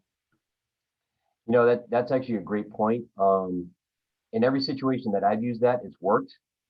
However, it's gotten to be almost too much because now everybody is writing letters. So if you think that it might be beneficial, fine. We actually had, I think it was either a board or MLS actually put out a note saying like, all right, you know, enough with the letter sort of thing. It's kind of overkill. And we don't want to try to influence a seller's decision based on something you put in a letter, because I guess there are people who aren't being exactly truthful what they're putting in there and they're just saying everything they can. So just be very careful with that depending on what's appropriate at the time. But that's certainly something that, you know, as you develop that relationship and you talk to them, if that's something that they want to do, then, you know, kind of read the room in that instance. So You have to be careful. Erin and I just posted in the chat. You have to be very careful with the letters because it could be a fair housing issue. You start talking about family, you start talking about children, you start, you know, whatever you're talking about. And Rhode Island is now saying they don't want letters used. right. Yeah. So I think Brought up in a that was actually brought up was on Clubhouse the other night in a realtors from all over the country, and they were talking about letters, and that was one of the things that was brought up, that they have brought fair housing into the letters because buyers share things or say things that really can't be presented. So I think that, and like letters work at certain times, but you have to just, I guess as the agents have to look them over to know, to make sure that it's appropriate before it's ever handed over to the other party. You're talking about the property specific, but you're leaving out the personal information about the party that is looking to buy it, then that's fine. When you start pulling in, you know, we want our kids to grow up in this house, and you have to do that. yeah, exactly. Just be careful with that. And, you know, if you're in a state that just, you know, says not to do it, then just avoid it altogether. Just tell them, say like, hey, listen, this is great. You know, unfortunately, it's not anything that we can use at this time. They want to go off of what's in the deal and make a decision based off of that, which does make it difficult, but maybe that's something that you put into your expectation. Say, you know, listen, we know that letters have become very popular. However, because of undue influence, they're actually telling us that we're not able to do that anymore. Okay, things like that. All right. Darren, I have a question. Can I ask the question? Sure. I have a buyer. She's interested in buying not till like 6 to 12 months out. Okay. But now she's trying to repair her credit. Mm-hmm. She's going to, I guess, a service that she has to pay, that she's paying to get her credit back to where it's supposed to be, but she doesn't want to continue with this service because I guess she's paying the extra money that she thinks she shouldn't be paying. Okay. How would I help her with that? Or is there a answer or someone that I can direct her to? Yeah, that would be an attorney. An Okay? attorney? Yeah, and then go that route so that they can see what she's signed and do all that stuff. It's one of those situations, kind of like know your role, stay in your lane sort of thing. I mean, we're here as a real estate specialist when it comes to credit repair and contract. You've got to be very careful about that because there are people, there are states that actually have specific licensing for people who do credit repair. And if somebody is not licensed, or if they're trying to give advice and it doesn't fall within the parameters of the specialty, that could be a problem. So rather than getting yourself involved in that, just direct her to an attorney and let the attorney handle it at that point. When things are fine and you can move forward, and stay in touch with her on that, then that's a good thing. But make sure that you know your role, at least in that part of it. Okay. Thank you. Sure. Absolutely. Okay. So another thing too that we want to remember, and I didn't say this in the beginning, but each of these pages that are in here, I mean, it's up to you in terms of, number one, if you want to include it in your presentation, you don't have to, but number two, you can go in and you can edit everything that's in here. Okay. So even on this page right here about questions on the right-hand side, typical questions, you can go in and you can change those. You can put in whatever it is that you think is important. And these may be questions that you actually have on your buyer lead sheet that actually lead into the next part of what's in there. So everything that you see here is editable. You can customize it and you can make whatever it is that you want. This ends up being 2 pages or it ends up being 30 pages, whatever you want it to be here. So everything here can be changed and adjusted. All right. So even in this one, okay, your home wish list. All right. What are some of the questions that you want to ask them in order to get prepared? Okay. This all ties in again, more of the buyer lead sheet as you're taking notes and as you're taking a look through it. They could even read the questions out to you and then discuss what's important to them. Okay. Are these the questions that you would ask? Do these questions match what you have on your buyer lead sheet? Okay. We want to basically take a look at, finding more and more information about it. Okay. Developing that rapport and making sure that we find them the house that closely matches what it is, the needs, the wants, whatever it may be at the time. Okay. And this all comes from asking questions. Ask the questions, keep doing that, keep coming into that, right? Darren, could I ask a question? I'm sorry, I know I'm very chatty today, but I have this tomorrow, so I kind of want to be prepared. I'm very chatty today too. So a question. So when you go to a buyer presentation or a listing presentation for that matter, do you print 2 presentations, one for yourself and one for them? Or do you kind of just go through it with one with them and just write down on a piece of paper their answers? Like, what do you feel is it all depends. More professional? You can go in with one presentation and from a distance you can talk to them about it. If you know the presentation, you feel comfortable with it and you can take notes on a pad or notebook, things like that. If you'd rather go through it with them, or if you're not comfortable with the presentation, you can have 2 copies. They go through theirs and you go through yours. There's been a big debate, at least in our office too, is that if you go on a listing appointment, okay, and they really, really are not ready to make a decision and you don't leave with the appointment, the agreement, let's say, all right, do you leave the materials there? Do you take them with you? You're gonna have to find your level of comfort in that, okay? It doesn't really matter, how you do that, but as long as you're comfortable with it and you can speak with confidence. If you want to have one presentation that they have, fine, go with that. And you can speak to it as they go through the pages, all right? Okay. Or if you want to have 2 of them, so that you can follow along as well. What I would do is I would basically leave them with a presentation where I would go over select pages. I wouldn't go over everything. I would just go over select pages. So that way, say, look, this is for your review and this is something that you can see after the fact. So. Okay, great. Thank you. That's very helpful. Absolutely. So what sort of questions would we ask here? If we're asking them about their wish list, all right, what are some questions that we have in addition to what we have here? All right. And I think that you actually have this on page 10 in your workbook there. Yep, page 10. So what sort of questions would we ask here?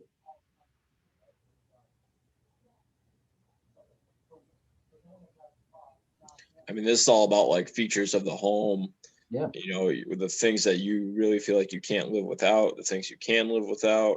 Yep. are there going to be like necessities as far as like handicap accessibility? Like what are the needs, specific needs of the home you're looking for? Definitely. Yep, absolutely. And again, this could be something you can give them to them ahead of time and they get the answers, or you can talk about it there. All right. And what you're going to do is you're going to take this wish list and you're going to compare it with reality. Okay. Because at some point you're going to actually go through MLS. You're going to run what's available. So, okay, so you said all these things are important, things that you have here. Here's a universe of homes that meet that criteria. Okay. We have one home and it's 45 miles away from here or something like that. Okay. Or it may be, okay, there's 10 homes that meet this criteria. Let's take a look at each of these. All right.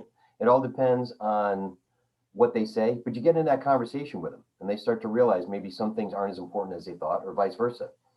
Ultimately, when you go out on showings, they may come to realize that like, hey, you know, we like this town, but we didn't even consider this town next door. Let's see what's available there. So even with showings, you're going to start to get more and more detail from that as well. Okay. I've had people flip from, I don't want anything that's 10 years or older to, oh wait, I love this old farmhouse. Like as you go, you never know where you're going to end up really. Yeah, absolutely. And that's the thing too, is that, you know, people have a great idea in their mind of what their dream house is. And if they could build it, it'd be fantastic. Unfortunately, not everybody has that opportunity. So they've got to find something that gets as close to what they're looking for as possible and they can be happy with for the rest of their life. And generally you get anywhere from about maybe at most, okay, 70 to 75% ideally of what somebody's looking for in a house, okay? Because really you're buying a house that was somebody else's dream house and the way that they had it. So you've got to adjust what you have for expectations and needs and wants, depending on what's available, okay? I have a question on that. I tell agents when we're talking about this, that, you know, they'll start off with the buyers want these 10 items in a house, in this particular style house.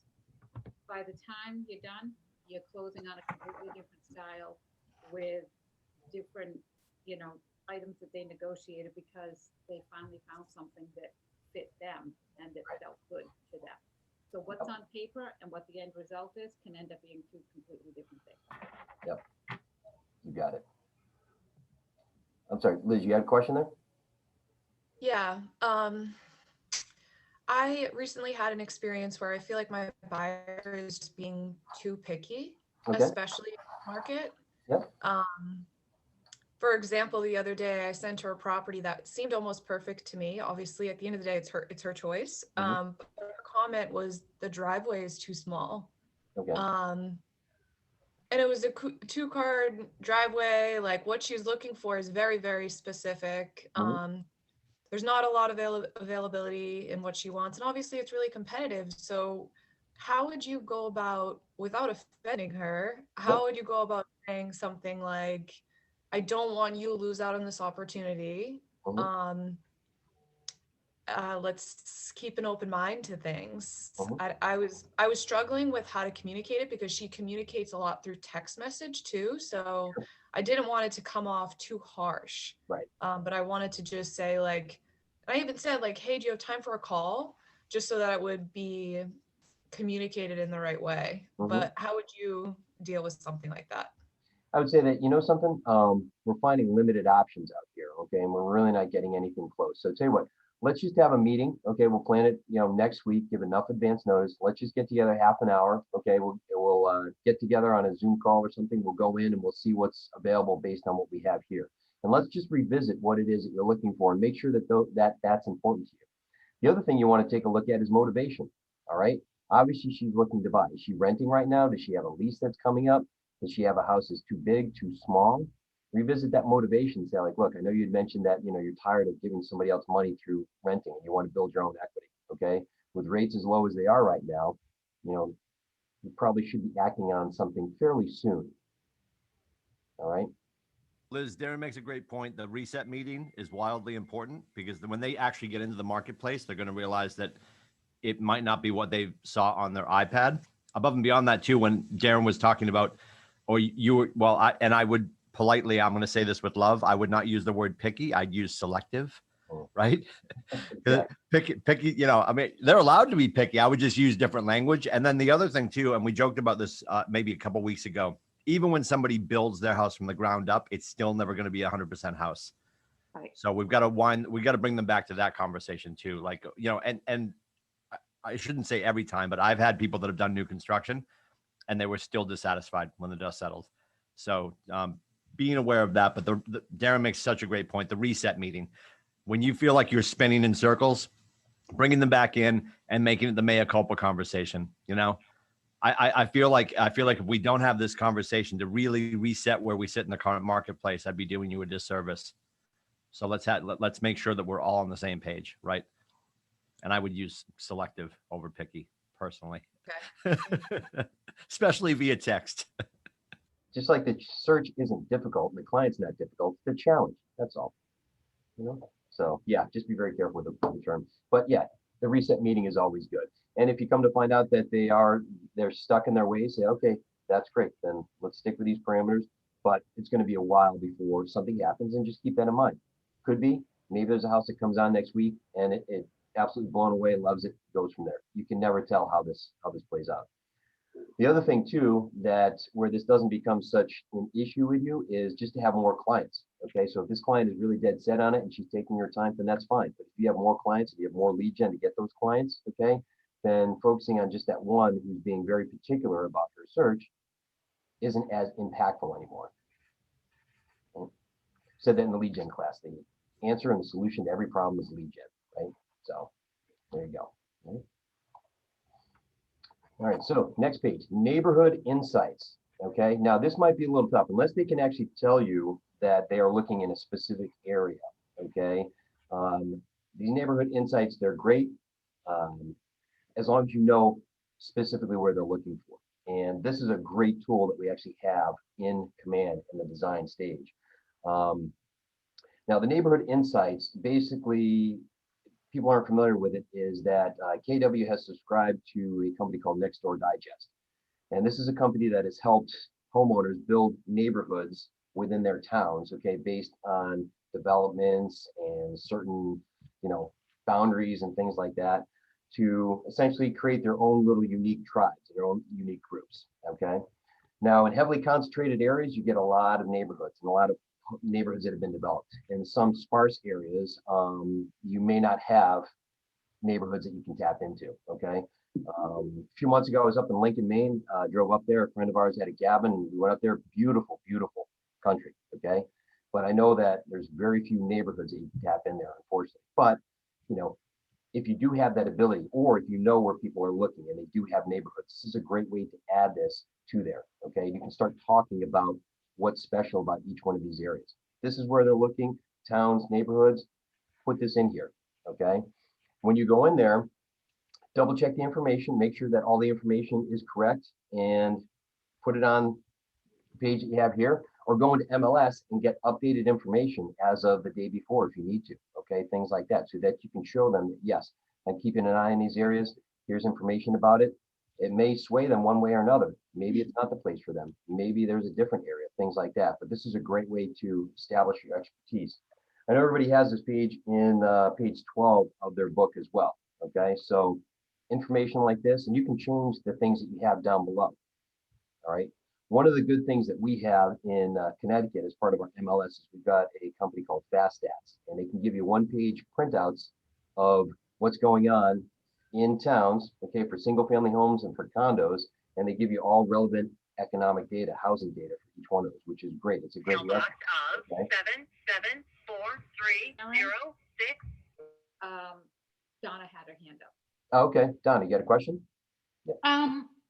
More of going back to the, not the picky one, the whatever the right word is.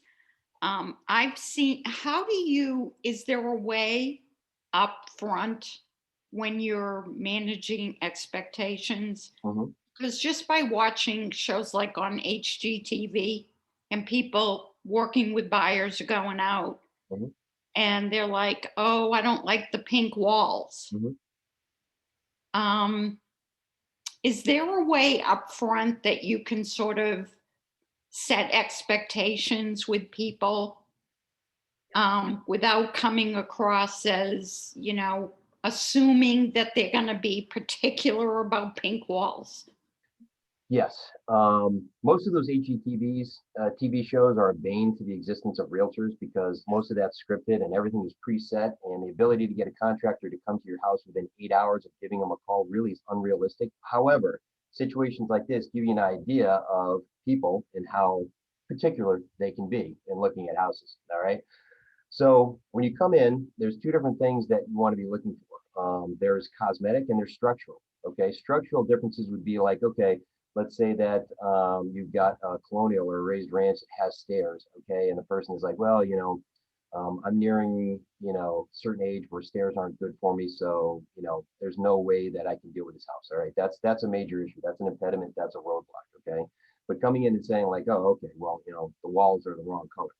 Great. That's something that can be changed very easily. Okay, that's cosmetic. All right. So I always tell folks to say, all right, let's look beyond the cosmetic challenges here. Okay. These are things that can easily be changed in a week. Painters, carpenter coming in, fixing some trim, things like that. Let's look at the bones of the structure. Okay. Does this house flow the way you want it to? Does it have enough bedrooms? Does it have a master bedroom that's big enough? Enough bathrooms? If you think at some point that your son from college is going to be coming back, you have the ability to create room for him. Things like that. Those are the bigger structural issues. The cosmetic ones, you tell them like, look, those are things that can easily be changed. All right. And again, it comes also back to the discussion, and Tim brought this up, of saying like, you're never going to get 100% of what you're looking for Right. in a home, especially a used home.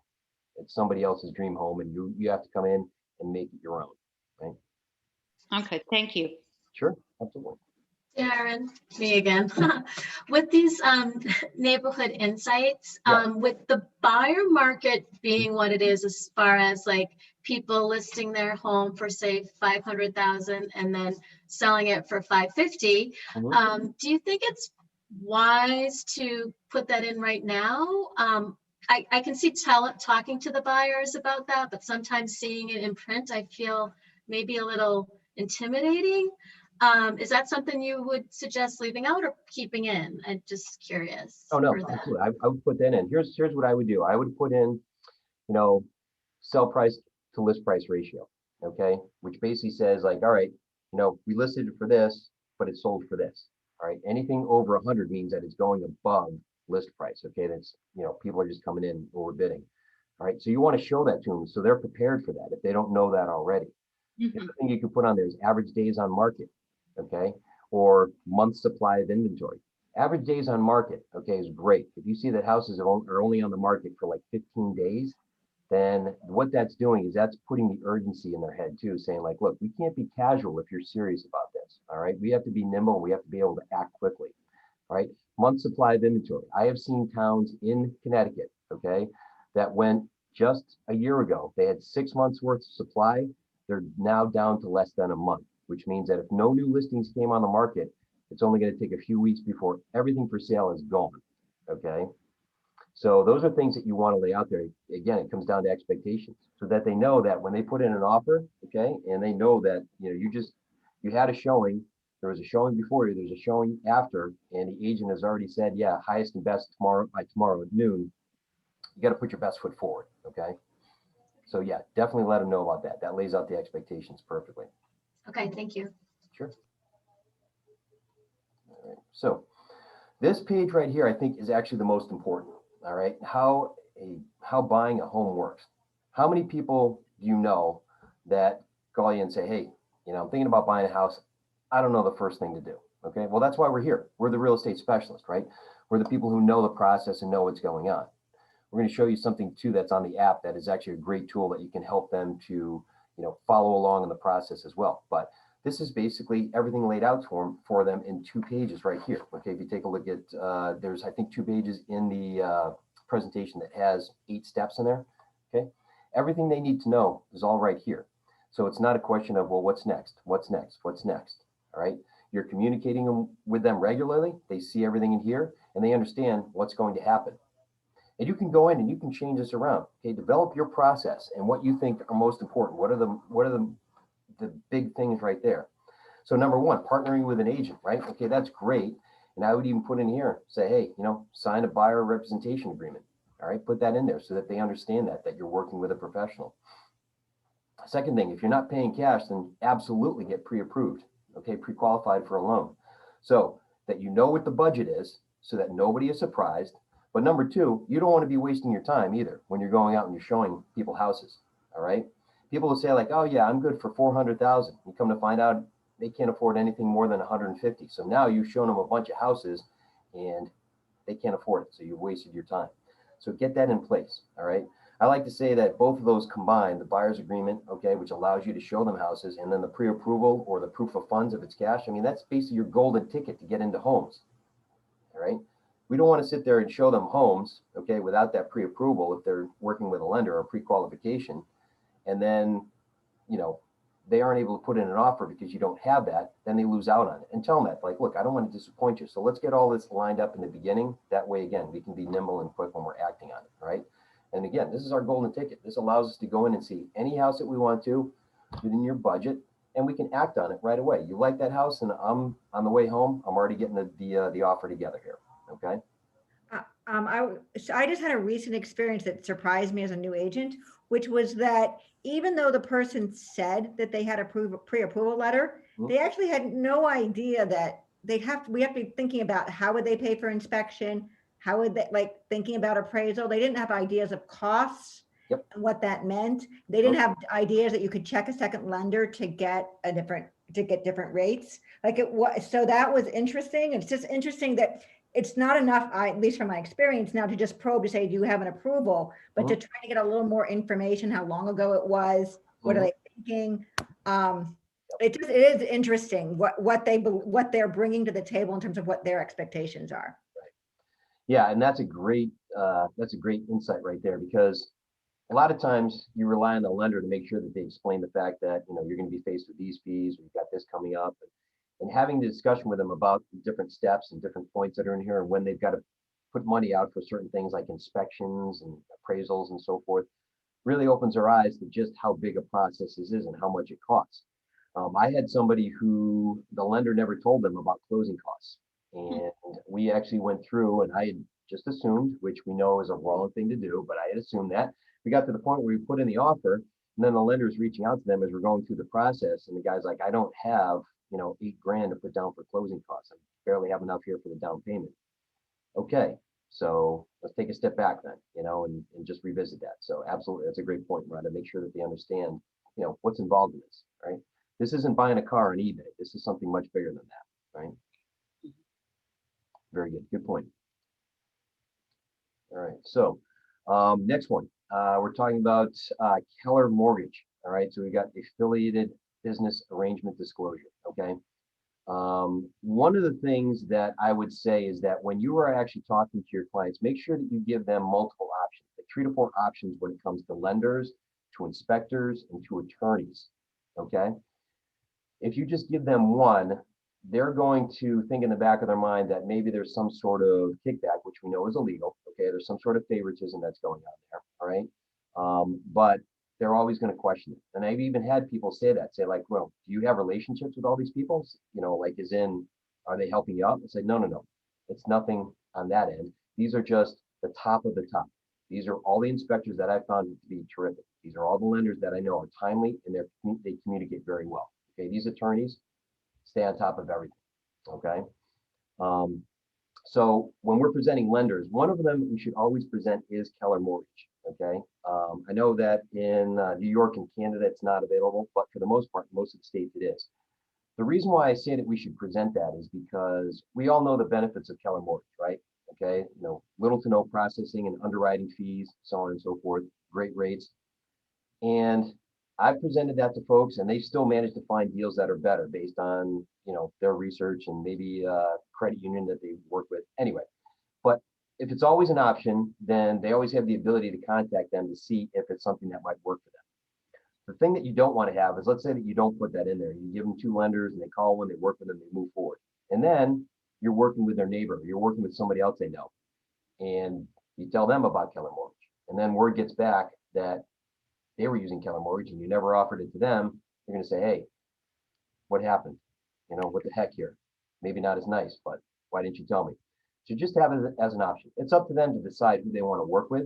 We're not steering them anywhere.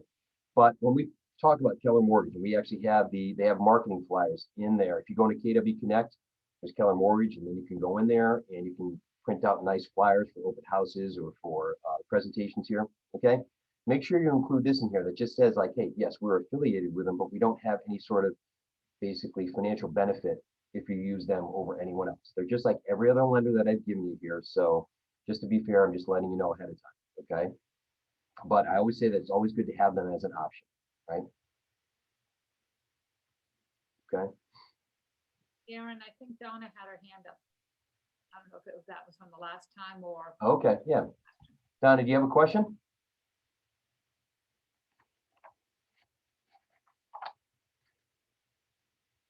Okay. Maybe not. All right. So let's go to the last page, and you actually do have these in your presentation. The last one we had here is on page 15, and this one is on page 16. Okay, your value proposition. All right, this is really good, and this is probably something that you're going to want to keep changing and adjusting and tapping into as you get more experience and as you do more transactions. Okay, so talk about your credentials. Okay, as it says there on the left-hand side. Position yourself as the person that they want to partner with. All right. Your value proposition is your elevator pitch. Okay, the reason why they're going to choose you. Again, if you're in a room with 5 other agents and a buyer comes in, it's like, okay, I'm going to ask each one of you, why should I use you? 30 seconds or less. What are you going to tell them? Okay, what is it that's going to resonate with them that makes a difference here? Now, on the right-hand side, you see that there's statistics in here about their experience and their career in real estate. A lot of you may be brand new and you don't have that. However, what's something else that you can use in place of that? Your market center data. Market center data, absolutely. Yep. You can get market center data from your TL, okay, or from your coach. I always like to go on to MLS, and there are basically ways in our MLS to go in and take a look at our firm and where we rank in select counties or towns and what we've done in volume. So those are things you can put in there. So you say like, hey, listen, in this particular town, we're in the top 2. And we've done 78 million of volume with 172 transactions last year, or something like that. Okay. Or start talking about your top 20%. Okay. Or if there's agents that are in and around the area, anything like that. Okay. That's going to basically not just talk about your value, but the value that KW brings to the table as well. Okay. And then we've got the Y4C2Ts down below, and there's now an E between the T and the S, the last T and the S for equity. Okay. Put that in there as well. All right, put something in here that basically shows like, hey, you know something? We are a company that's built on the highest quality culture around. Okay, we don't operate like everyone else because for us, it's about basically playing well in the sandbox with others. Okay, we make sure that you're at the forefront. We make sure that we give everybody a positive experience. Okay, does that make sense? We're good? Okay, perfect. Donna Well, does have her hand raised again. all right, Donna, you got a question again?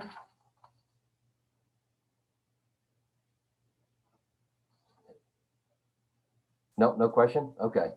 Waiting with bated breath here. We thought maybe there might be something there. No big deal. If you have a question, not a problem. Just jump right in. Not a big deal. Taking a look in here right at like 10:28. Probably a good time to take a break. So why don't we take a 10-minute break for everybody? Okay, and then we'll come back. So it's right now 10:28. So 10:38. We'll come back and we'll pick it up from there. Okay. Sound good with everybody? All right. Perfect. Thank you.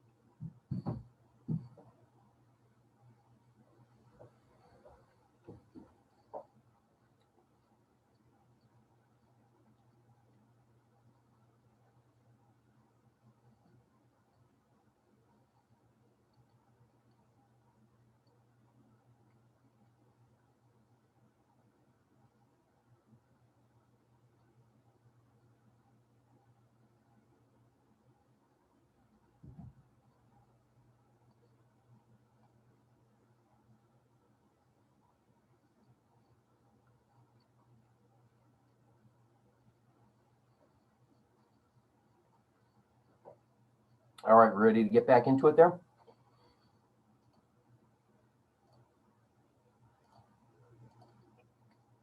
Okay. I'm ready. All right. Sorry, I'm just trying to eat my orange as fast as I can here, so I apologize.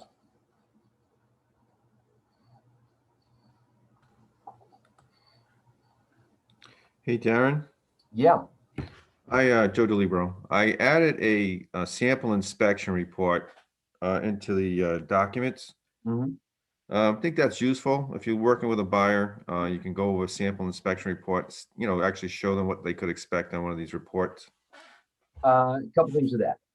When you have an inspection report, remember it's the property of the person that paid for it and the buyer there. So you want to ask their permission that you can actually share that. So hopefully it doesn't have personal information. Even when you share it with a seller's agent, like if you're giving us some sort of notice of unsatisfactory inspection and you have that, you always want to make sure that the buyer is okay with you sharing it. Okay, number one. Yep, If it's I get okay, that. yeah, if it's okay and you put it in there, certainly you can do that. Gives them an idea what's there. Normally, an inspection report is about 48 to 75 pages, somewhere around there. Yep. Okay? So when you're going in again with that presentation, if it's that big, that might throw them off. You may want to just leave it and say, hey, this is something for you to review. It's just a sample inspection report. So when the time comes, you know what to expect. Or just take a couple of pages out of here. Maybe there's a summary page. I know a lot of our inspectors down here do that. They give you 2 or 3 pages summary. Yeah, at the You end. can do that. So, it all depends on, don't want to overwhelm them, but at least give them an idea of what it looks like. So yeah, that's a good idea. It all depends on how long you want to make it. Yeah, I mean, I can always provide to them as a link to a PDF and they can look at it. And Sure. Definitely. Yep. All right. Absolutely. Good. Okay. So now what we're gonna do is we're gonna get into conducting the buyer consultation, right? Okay, so what we're gonna do is we're actually going to role model this. We're gonna go into the buyer presentation. So if you all turn to page 13 in the Elemental script book, we talked in the first part about scheduling the buyer consultation, right? But now we're gonna actually talk about welcoming them to the buyer presentation and what we're gonna go over, okay? A quick summary on that, all right? So who would like to actually read that? And is there anybody that wants to take a stab at saying that on their own, sounding like themselves without reading it directly? So we'll have two things. We'll have somebody read it directly and then have somebody make it their own. Any volunteers? I'll read it. Okay, go ahead, Joyce. Okay, Joyce. Should I make up a buyer's name? Sure, absolutely. Teresa, thank you for letting me help you. My goal is to give you a 10+ customer experience. To that, I like to get a clear idea on what you're looking for in your new home. So with your permission, I would like to spend the next 20 to 30 minutes exploring what the right house for you would be like. We'll call this your 10+ home, but with your permission. I like to write notes as we go along so I remember everything that is important to you.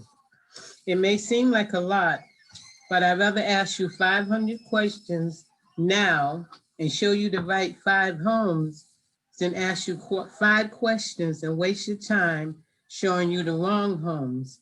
Does that work for you? All right, good. So what did we hear there? What did we hear? She's a fiduciary. Definitely. Yep, absolutely. What else? She's trying to save time and respect their time by asking everything up front. Yeah, you got it. Definitely. Setting expectations, preparing. Yep, good. She asked for permission. Mm-hmm. Yep, certainly. And I like that, give you a 10+ customer service, right? At the very end, you can ask them, say, did I deliver on that? And if not, what would have made it 10+, right? Getting that feedback or making sure that they, that you can, give them the best of what they're expecting here. Okay, good. All right. So now who would like to actually read that and present that, okay, and put it in their own words? How would you say that on your own?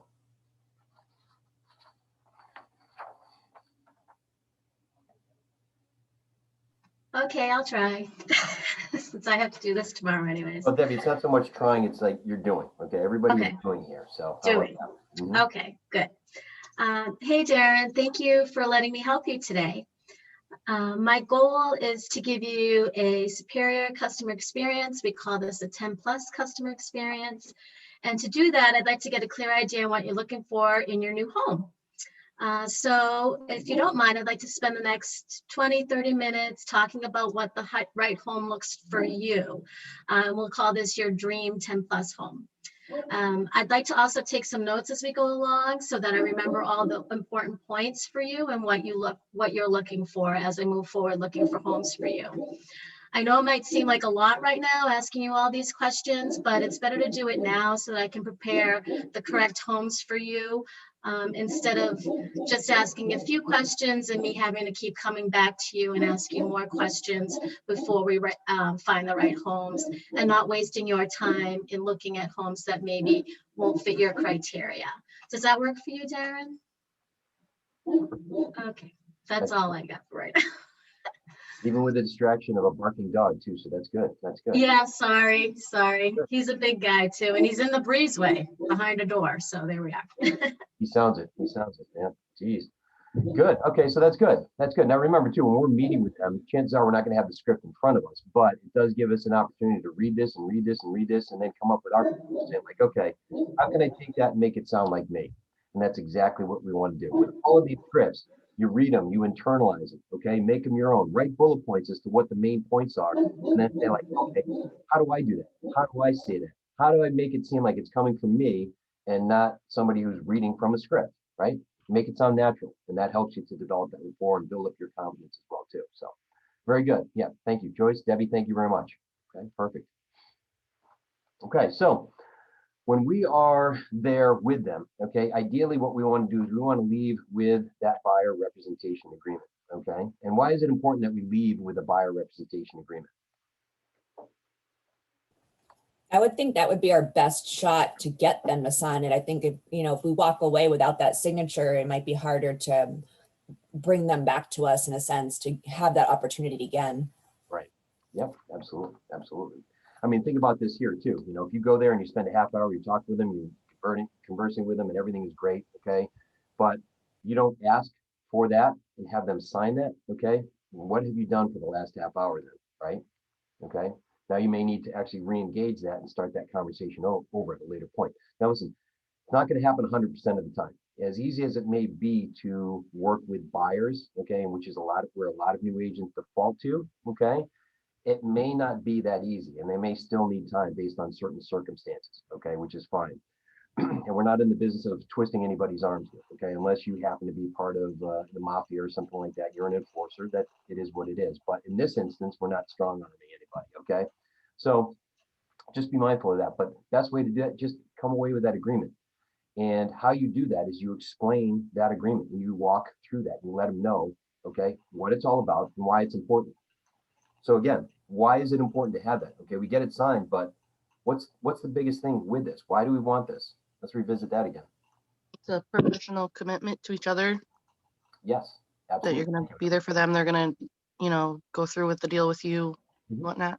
Yep. You also want it because you want to start working for your buyers right away. I mean, that's usually how I present it.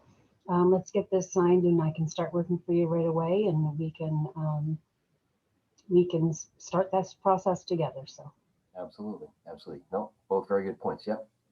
That's great. And to be able to show a house, right, you have to have that signed. So Yep, if you're in a state that actually requires that, then absolutely you want that, okay?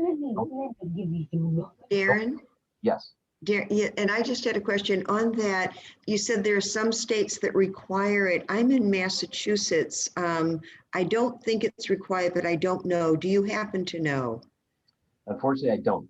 Okay. But maybe, your coach or your team leader know that. Sure, I'll ask because that's where I continue. I have on multiple times run into a snag there, and I think it's probably just a lack of confidence on my part.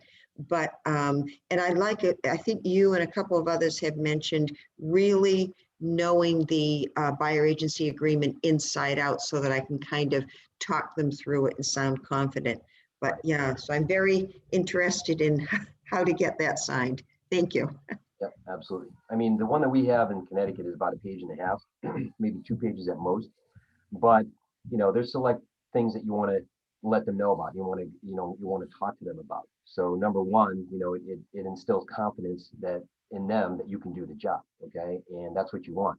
And it's great for you. You can understand that. So if they ask you a question, it's like, well, what does it say, in line 15, other conditions or something like that, or line 11 where it talks about commission? Why am I paying you something? It's like, well, you're not unless we go with FISBO, something like that, okay?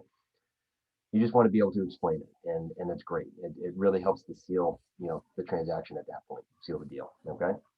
Darren, I have another question as well. Sure. What's the difference between the buyer's representation agreement and the disclosure when you go to your buyer? Is that two different? Are you talking about like a property disclosure report? Well, I don't know if I'm saying it right, but I thought when you go to your first appointment, you have your client sign a disclosure form that you're there, that The broker disclosure form. Yeah.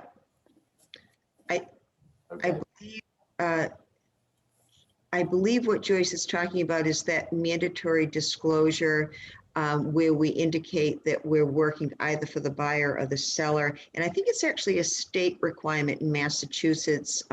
Joyce, I'm not sure. Maybe someone else knows. Yeah, she's just talk about agency disclosure form, is what it sounds like. And I know, Joyce, you're in Massachusetts, I believe, out in the Boston area. I So, am. So that's something that has to be signed in Massachusetts at first meeting. So you're right. And that's not a contract. So that's different. When it says it right at the top of the sheet, says this is not a contract. That's just a disclosure form. So that's different. That's something that's signed first. And then the buyer representation agreement is the actual contract that states that you and buyer are now in working terms together.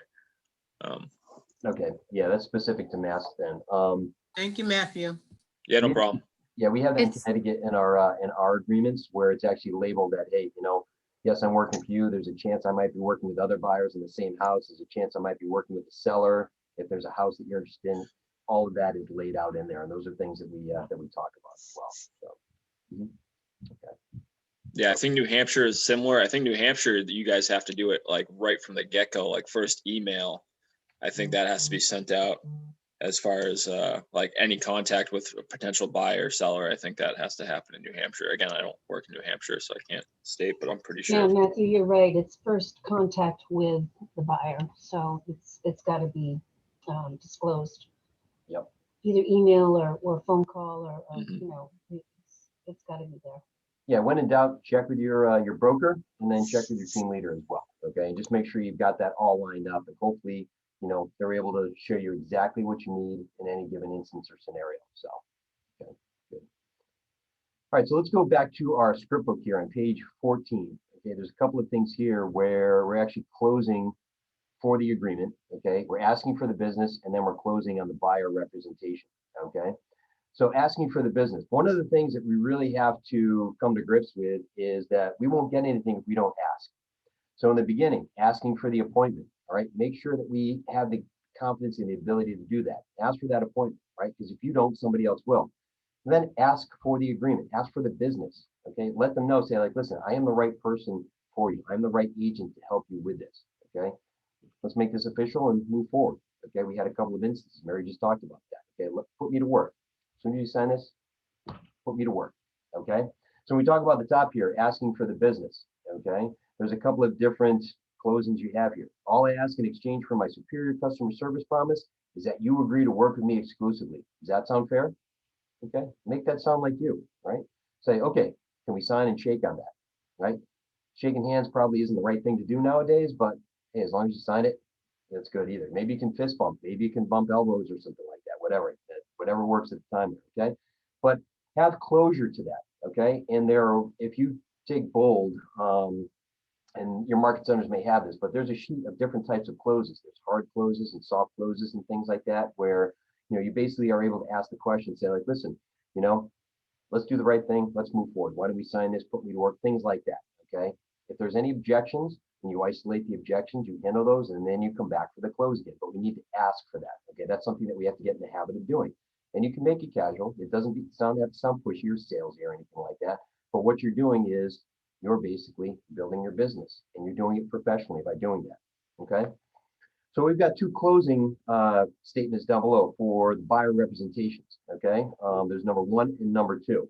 So who wants to read these? Who wants to read number one? I'll read number one, Darren. All right, perfect.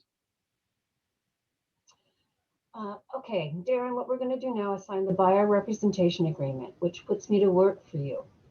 You're giving me the tool I need to represent you in your purchase.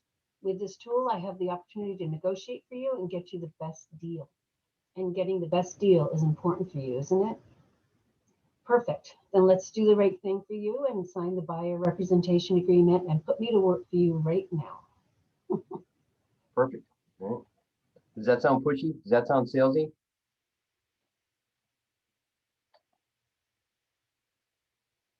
If it does, then how would you say it differently, right? How would you make it your own, right? Come up with a way that you can actually get to the point of saying, like, listen, you know, in order for us to move forward, we need to sign this. It's for everybody's benefit. So let's do the right thing and move forward. Okay? Just like that. How about number two? Who wants to read number two? I will. Okay, perfect. Can you see how it would benefit you to have a professional looking out for you and your best interests as you search for the best home and negotiate to get the best deal? Great. This allows me to represent you and look out for your best interests. Here's how we take care of that. You just need to okay this agreement right here. Absolutely, absolutely. Yeah. And like I've said before, I mean, I would say like, hey, you know, this is our golden ticket. This allows me to show you any and all properties that you want to see within your budget. Okay, we can go, you know, when it fits into our schedules, and you just let me know, we'll get going. We'll get right on this. I'm sure you're anxious to get out of wherever you are now and find the home of your dreams, right? Back to motivation, just letting them know, like, hey, let's get this started, right? Let's get going, right? So explaining it to them, make sure they have an understanding of it, explaining the importance of it, okay? And then just saying like, all right, let's do the right thing. Let's get going here, all right? And again, if they say, well, somebody else didn't have me do that, it's like, okay, well, you know, if that person is putting their license at risk, do you really want to be partnering with them with the biggest asset purchase of your life? Okay. So again, make sure that it's professional, you understand that, and that you're able to get them to sign it. That's the biggest thing. You want to walk away with that at the end of the conversation. All right. Okay. So let's move on here. So how many of you have actually logged into your KW app? All right, see a few hands here and there. All right, okay. All right, the KW app is probably one of the best tools that we have in order to connect with prospective clients that are out there, okay? Whether you're standing in line at, you know, Walmart and the person in front of you is talking real estate and you strike up a conversation, or something that you actually send to your significant other or other family members or friends or new clients, whatever it is, it's a great tool, number one, for them to keep them interested in real estate, but then also to reach out and connect with you, okay? Does everybody know how to share the app, okay? Everybody? No? Okay. Well, here's the thing. Let's take a step back. The KW app is basically, it's a white box with red lettering KW. Some people can confuse it with Kelly. It's not Kelly, it's the KW app. Okay, Kelly is going to become Command Mobile, so we'll deal with that later on. But the KW app, okay? When you first open that up, you want to log in as a client so that you can experience what they are experiencing. And when you go in, you're going to select yourself as the agent of choice, okay? So you're basically setting it up like you would as a client. Now, every time that you share that app, okay, it's going to be branded to you now that you've selected yourself as the agent. There's a couple of ways to do that, all right? And I know some people have run into issues with one of the main ways of doing this. But when you go in and you select yourself and you're the agent of choice and it's branded to you, okay? And they show here that if you click on more in the lower right-hand corner, okay, it says share the KW app, okay? And then it brings you right here and there's numerous ways to share it through texting, email, social media, things like that, okay? The other way to do this, okay, and it's a little bit more personal, is that when you go up top where it says Jessica Campbell here, there's going to say view my profile or view your profile, whatever it is, view profile. You click on that, there's actually a button down at the bottom that says refer. So it looks almost identical to what you see on the right-hand side. However, it's got a little message saying like, hey, this is the KW agent I was telling you about. So that's where when people go in and they want to send it to other folks, they want to make sure that it's branded to you. It's perfectly branded if you use that as the refer as opposed to sharing the KW app here, okay? Now, I know they're working on that. There's some issues with it, but that's almost guaranteed. You go into refer and you send it, you're going to be the branded person on that. And the great thing about that is now the person that they referred you to can reach out to you directly. Okay. Does that make sense? Call it your digital business card, right? It's a great way to share it because people basically take the business card and what do? It gets lost, it gets thrown out, things like that. When they have the app on their phone, okay, they're able to go in and they're able to search for houses and do certain things. There's all kinds of different features that are in here. They can apply for a mortgage, KW Mortgage or Keller Mortgage, excuse me. And you will actually get notification that they've applied and you'll actually see it on your feed that they're part of it. Okay, you'll be updated with it. Okay, they can go in, they can search for homes, save them. Okay, and you get to see those in their contact card within Command. Maybe a little creepy, but if they call you up and say, hey, we're looking at that house at 123 Main Street. It's like, yeah, I just saw that. I'm clicking on it right now. You mean that, the yellow house with the white fence and all that? It's like, yeah, absolutely. Do you want to go see it? Sure, definitely. They save the homes, any of that stuff. You can actually see that in their contact card. Okay. They can go to Keller, just looking at it now, Keller Coverage, so they can shop for homeowners insurance, right? There's an affordability calculator. Okay, there's all kinds of things. They can reach out to you. All right. So there's a lot of neat features that are in here and say, hey, listen, we just got a new app. I'm testing it out myself. Would you mind taking a look at it? Can I share it with you? Okay, that's another way that you can present it to people. Right? Send it to everybody that you know. Okay. And here is where in Command, okay, as you see in their contact card on the right-hand side for the timeline, as they go in and they start looking at homes, start saving them, okay, things like that, they start to build up their saved list. You're going to see all of that within their timeline, their contact card, okay? All of that's in there. So you can keep track of what they're doing, and when they mention houses to you, you can run in parallel, and you can take a look at the houses that they've selected there too, okay?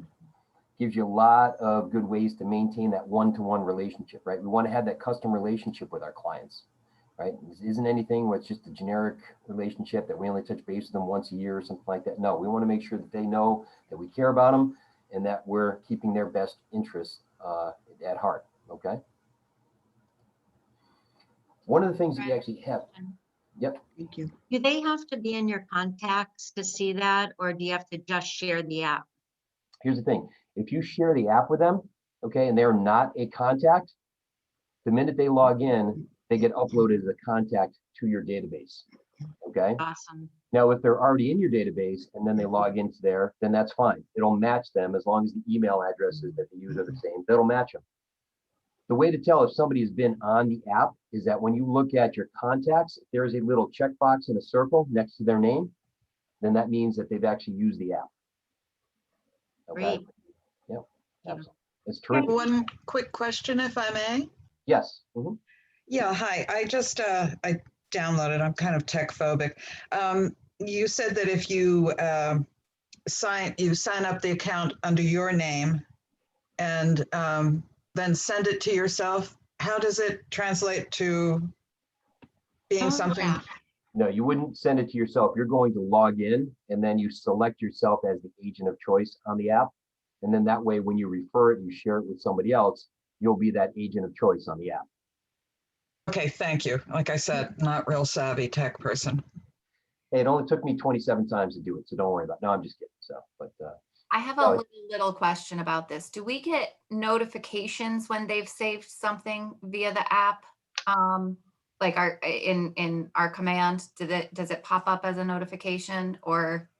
No, the only notifications that you typically get are in the upper right-hand corner of Command. There's a I'm gonna little share bell. my app with you. And if there's a red dot on there, Yeah. okay, then that means that you've got a message. It's really of some sort. cool. So Okay, but when you're saving you can properties, share otherwise everyone you're your getting- app.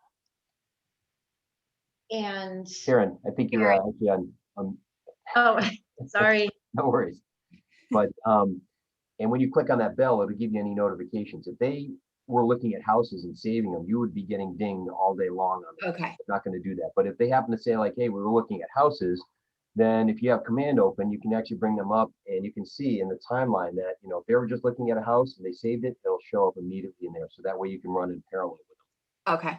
All right. You don't have to sit there and say, well, it's MLS number 17304. Right. You'll have that there. Okay. Can I ask another question piggybacking on that?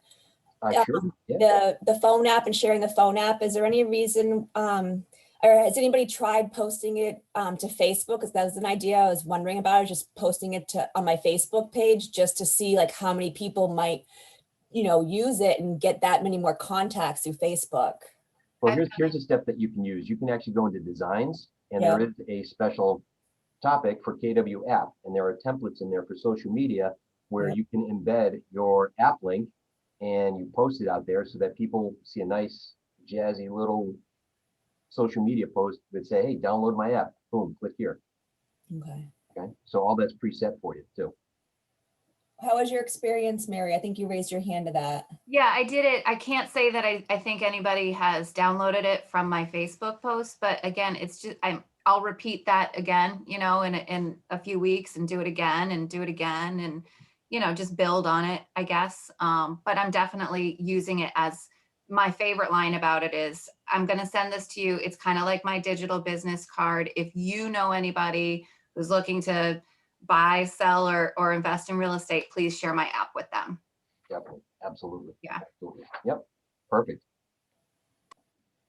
One of the great features about the app too is that there's a button for guides. Okay, so you have guides to the home buying and the home selling process. When you go into command, okay, if you go down to the applet down towards the bottom, it's called consumer, okay, which allows you to go in and work on your website, create landing pages, things like that. There's a guide builder on the right-hand side. You see it up top here, okay? Now they're going to have two different guides, the buyer's guide and the seller's guide, depending on what they're doing. When you go into those guides, okay, it's basically detailed information about every step of the process, and it's a generic process both for buying and selling. You can go in and you can customize that however you want. There's a step in there that you don't want, you can delete it. If you don't like the words that are in there, you can change those up. You don't like the photo, you can change it up. You can change the order, okay? Whatever you do and however you save it according to what you do for the process, okay, is going to show up on your client's app. All the apps that are branded to you are going to have the guide as you create it. I will say too that they actually have an introduction paragraph. You'll see right here, both for the buyer and for the seller guide. Go in there, make it your own. I think they actually have a default name that's in there too, like James or something like that, where you got to insert your name. Just make sure you do that if anything. But go in and customize it to your introduction and then go through and complete the process. If you're not sure, then leave it as is, okay? But another great feature about this is that when I go into client's opportunity, okay, whether they're a buyer or a seller, depending on where they are in that opportunity, okay? If you go into that opportunity, you're going to have details, and then there's going to be a buyer profile, or if it's a listing, it's a seller profile. I can go in and it's linked directly to their app, and as we complete each step, I'm going to see the guide, I'm going to check off the boxes, and they're going to be able to see that on their app. So I've got, again, that personal connection to them, and they're going to see, instead of calling me up and saying, hey, what's next? What's next? No, it's all laid out there. I'll call them up and say, hey, did you get the update? We finished off the appraisal. Okay, now we're just waiting for the clear to close. Or, hey, we finished off the inspection, got the results. Now we're just waiting to hear back from them. Whatever it may be in the process, but they're seeing it right then and there.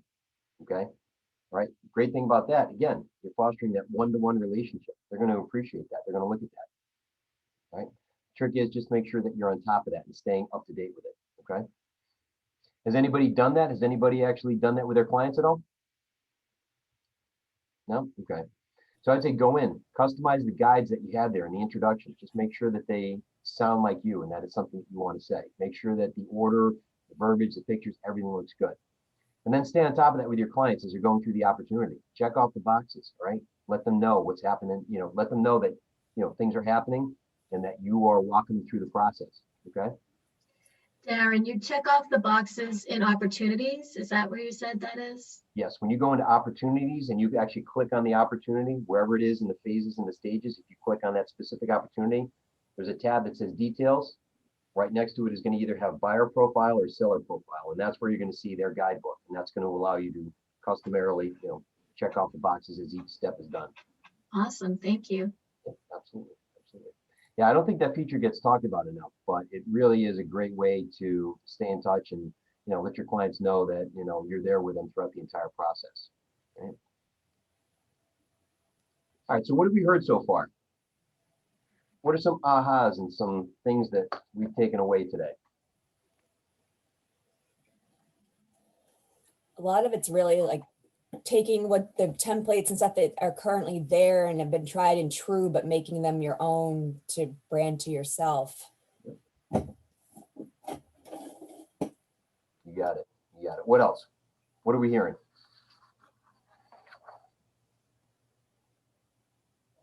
Ask questions.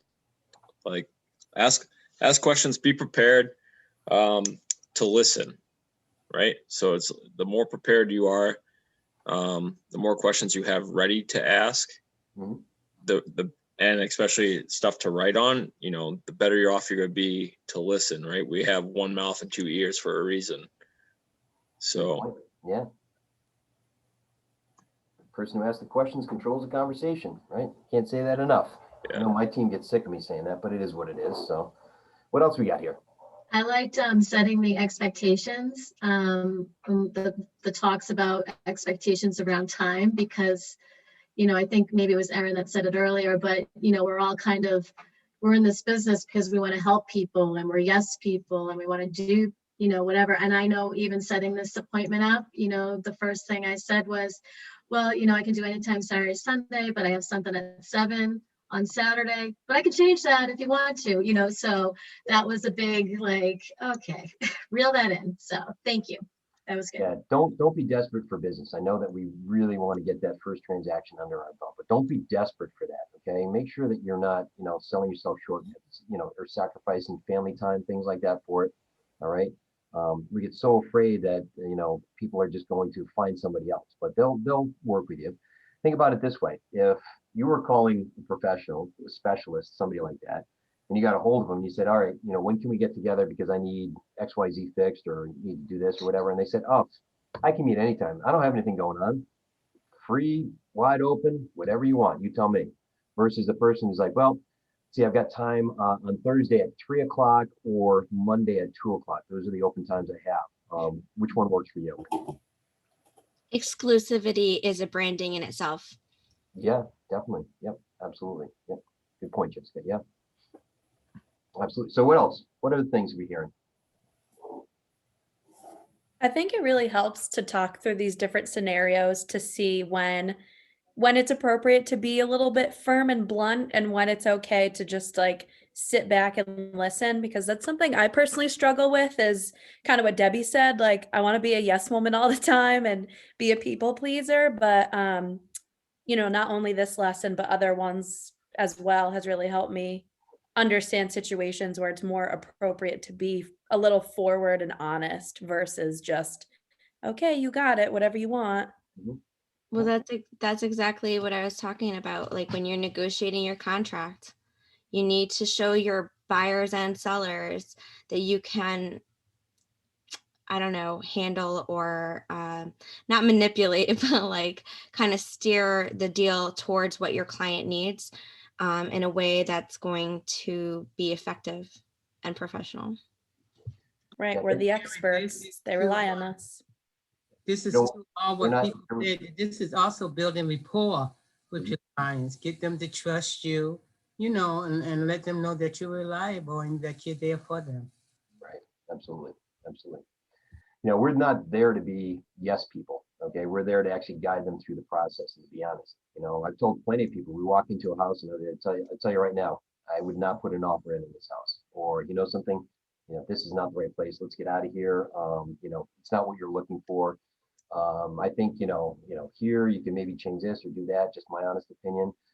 It helps when you're doing listing appointments, when you're talking to them and they say, oh, well, you know, why are you listing the house lower than you know, where we expected? It's like, look, I'm going to be honest with you and truthful with you up front. Isn't that what you want? I'm telling you right now, price is too high. It's going to be sitting there for a while.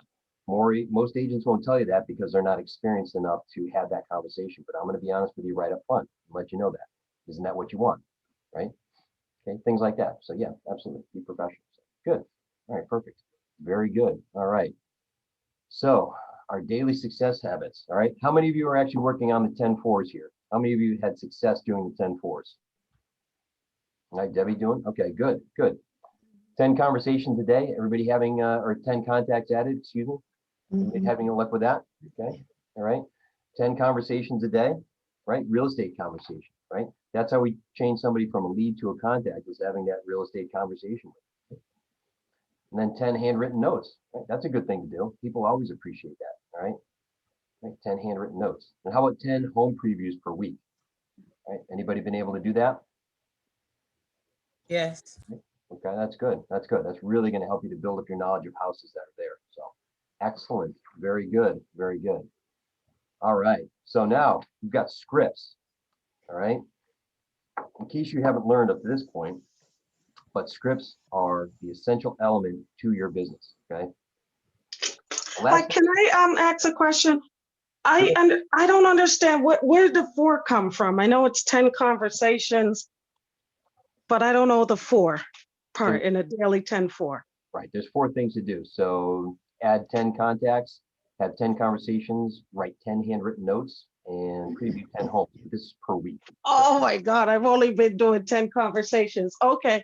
All right, great. Thanks for the clarity. No worries. Not a problem. Not a problem. So, good. All right. So scripts. All right. I'll tell you this from experience and then also talking to other agents. Do not wing it. Okay. Do not wing it. Make sure you study those scripts and you understand where they're coming from. Yes, they may not sound like you, then that's fine. Get the main point and make it sound like you. Okay. Internalize them. I have a few folks in our program that actually write out the scripts. They write it out. They write out the objection and they write out what they would say. Okay, whether it's expires, whether it's for sale by owners, it's buyers and sellers. All right. So get in the habit of doing that on a daily basis. You cannot practice enough, honestly. You got people in our program that have been in business for 7, 10, 12 years. They practice on a regular basis as well. All right. Everybody practices, and that's the way that you're going to get better. And what you're going to do over time is you're not even going to realize it, but you're going to start to really memorize these scripts the way that you would say them. And when you're in an appointment or you're on a phone call, whoever it may be, you're going to be able to reach back in that mental library and pull out whatever objection handler that you think is going to work or whatever closing statement you think is going to work. And you're going to be able to lay it out there and make it sound just like you. Okay. And that only comes with repetitive practice on this. Right. Scripts are extremely, extremely important. All right. So let's do this. All right. Why don't we actually have somebody step up and why don't we role play? Okay, an actual buyer appointment. All right, so why don't we have somebody role play setting up the appointment? Why don't we have somebody role play being at the appointment and setting up the meeting? And why don't we have somebody role play the closing for the agreement? All right, who wants to volunteer for that?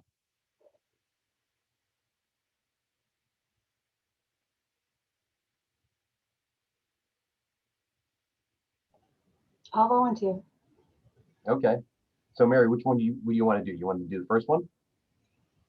The scheduling the appointment? Yep, absolutely. Yep. Sure. So let's do that then. Absolutely.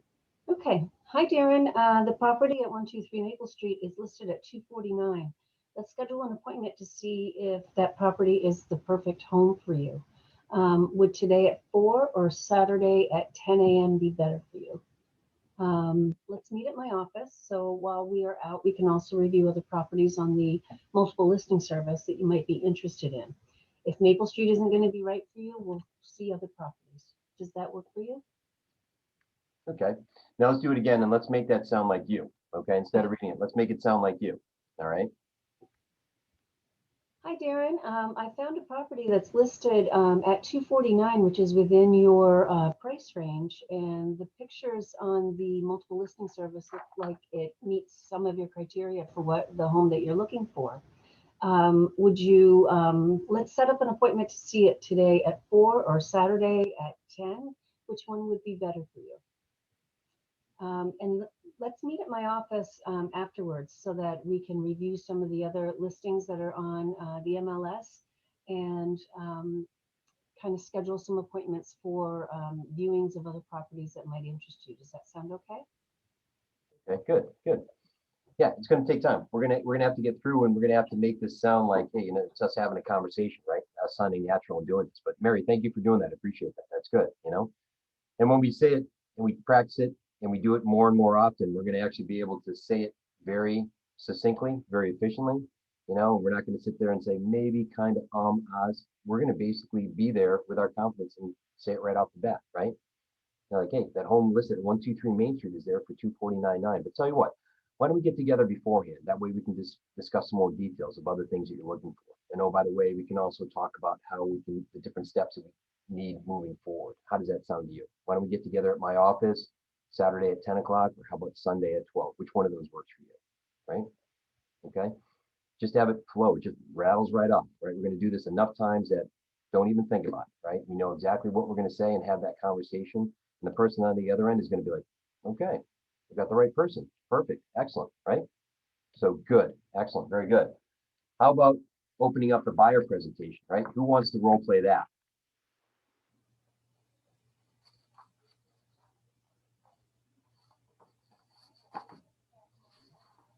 Talk about welcome to the buyer presentation. Yeah, welcome to the buyer presentation. You got it. Yep. I'll do it if no one else wants to chime in. Sure, absolutely. You know something, I mean, the benefit of doing this is that, you know, once you do it once, it only gets easier from here, okay? So the minute you volunteer and you do it once, every time after that, it's going to get easier and easier, okay? A lot of pressure here, you think, just because everybody is a realtor, right? When we're talking to clients, they don't know what we should be saying in terms of scripts, but here, you know, I think everybody knows it, but that's fine. If you can do it here, you can do it anywhere.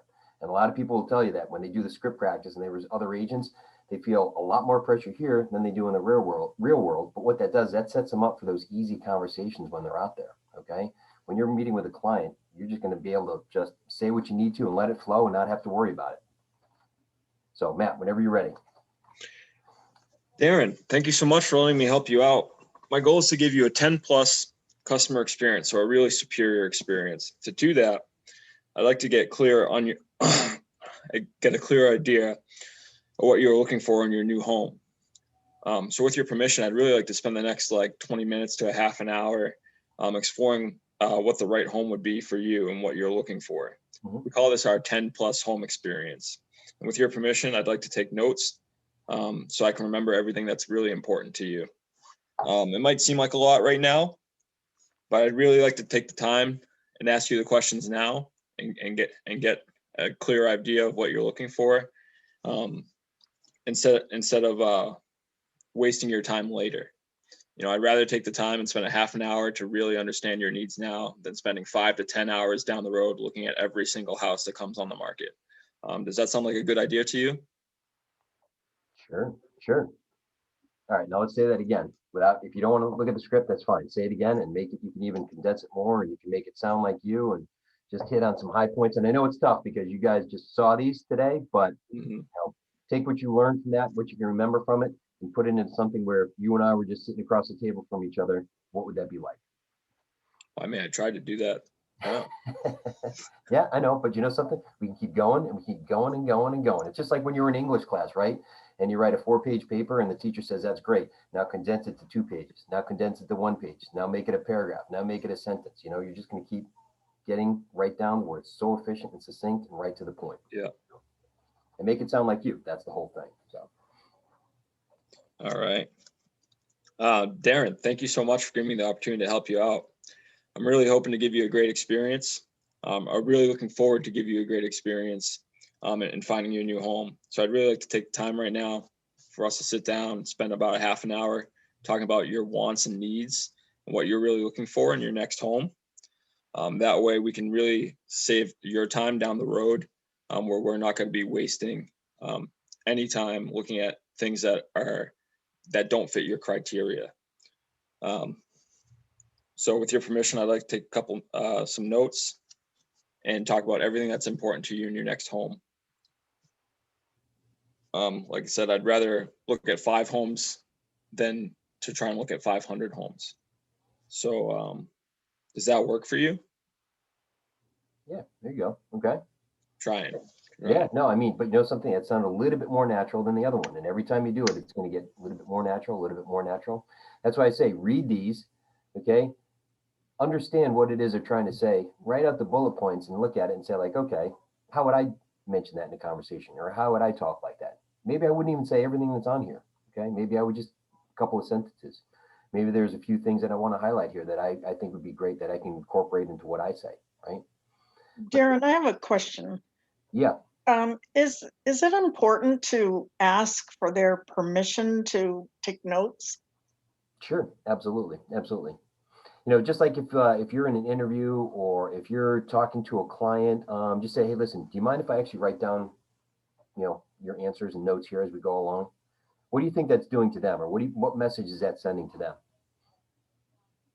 That you're listening and you care. Mm-hmm.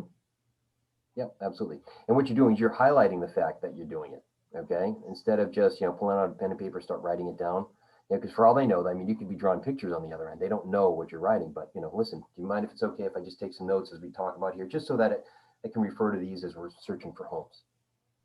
You know, And I think it makes us sound more courteous, I think. absolutely, more professional too. So yeah, that's a good question though, Deb. Very good, very good. All right, so let's take a look at the last one, closing the buyer representation agreement. Okay, who wants to do one of those? Who wants to role play that? I could do one if you want. Sure. All right, thanks, Amber, appreciate it. No worries. So this is basically after we talk. All right. So. Yeah. All right, Darren, appreciate you sitting with me and going over all the details of our plan for getting you into a new house. So basically what we want to do now is get this buyer representation agreement signed, which is basically a way for us to have a professional commitment to each other and puts me in the place that I could start working for you on this new purchase. And basically gives me the opportunity to negotiate for you and get you the best deal. So let's get this signed and we can get going right away on getting your new house. How's that sound? All right, good, excellent. Now you've had experience with that because you have a couple people that you know that Yeah. you've been working with, buyers. We've had this conversation, right? Especially this past week. So Yeah.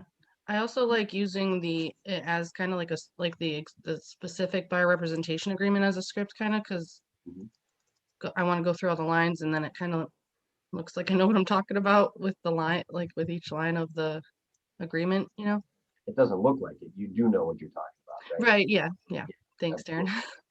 So now, how would you have said it to them, or these folks that you were working with, a couple of them this week? How did you say it to them, or how would you have said it to them, depending on what you've seen here today?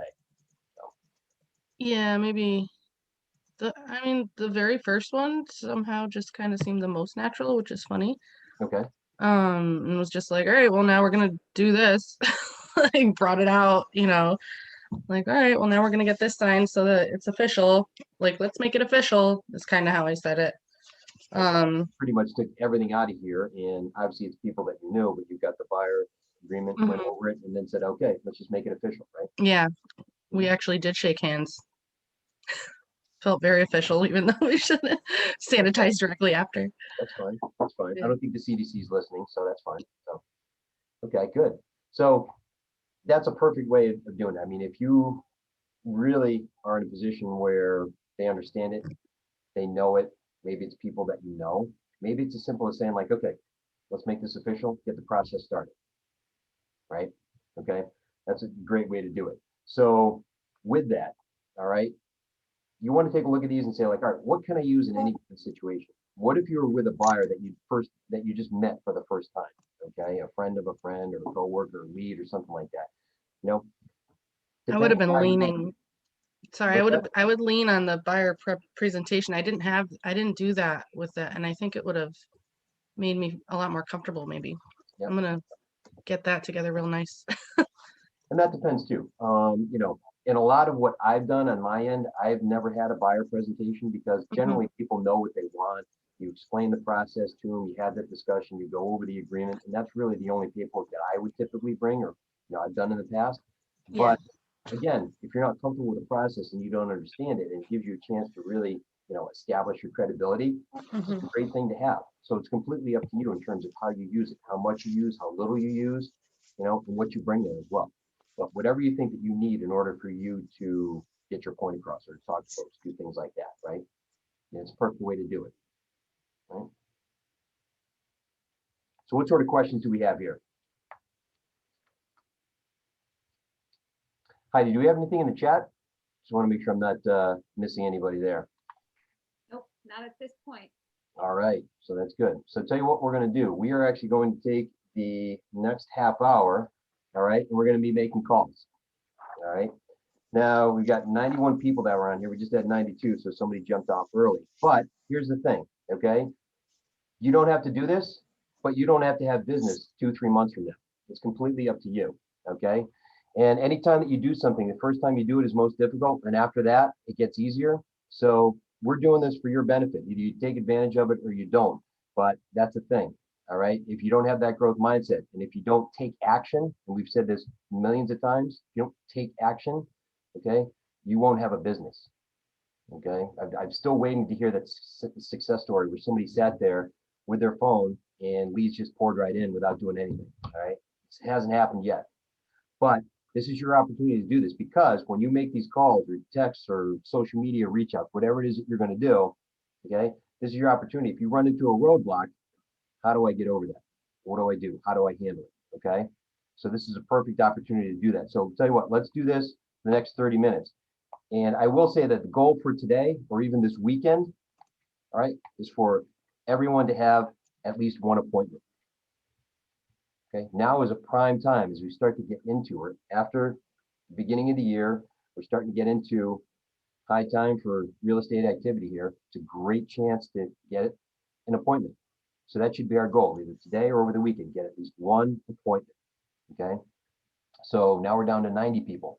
Fantastic. So what we'd like to see by Monday is 90 appointments, at least. Wouldn't that be great, huh? Fantastic. So let's do that. Let's actually do that for the next 30 minutes. We'll reconvene at noon, okay? And we'll see how everybody did, see if you ran into any roadblocks, see if there's anything we can help with. All right, sound good? Thumbs up, right? All right, perfect. So let's reconvene at noon, exactly at noon, all right? Thank you, everybody.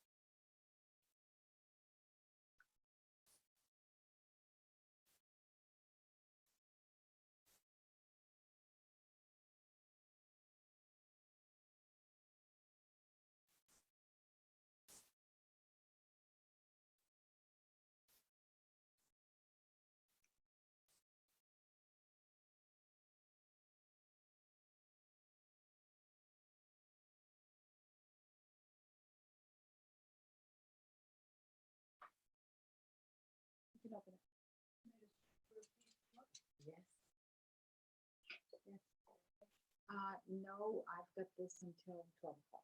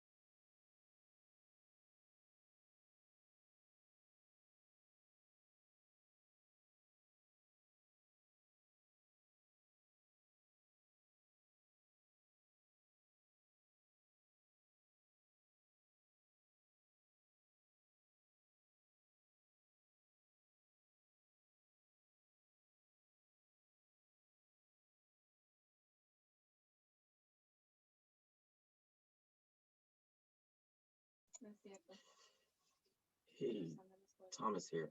I have a question. Is anyone available to answer?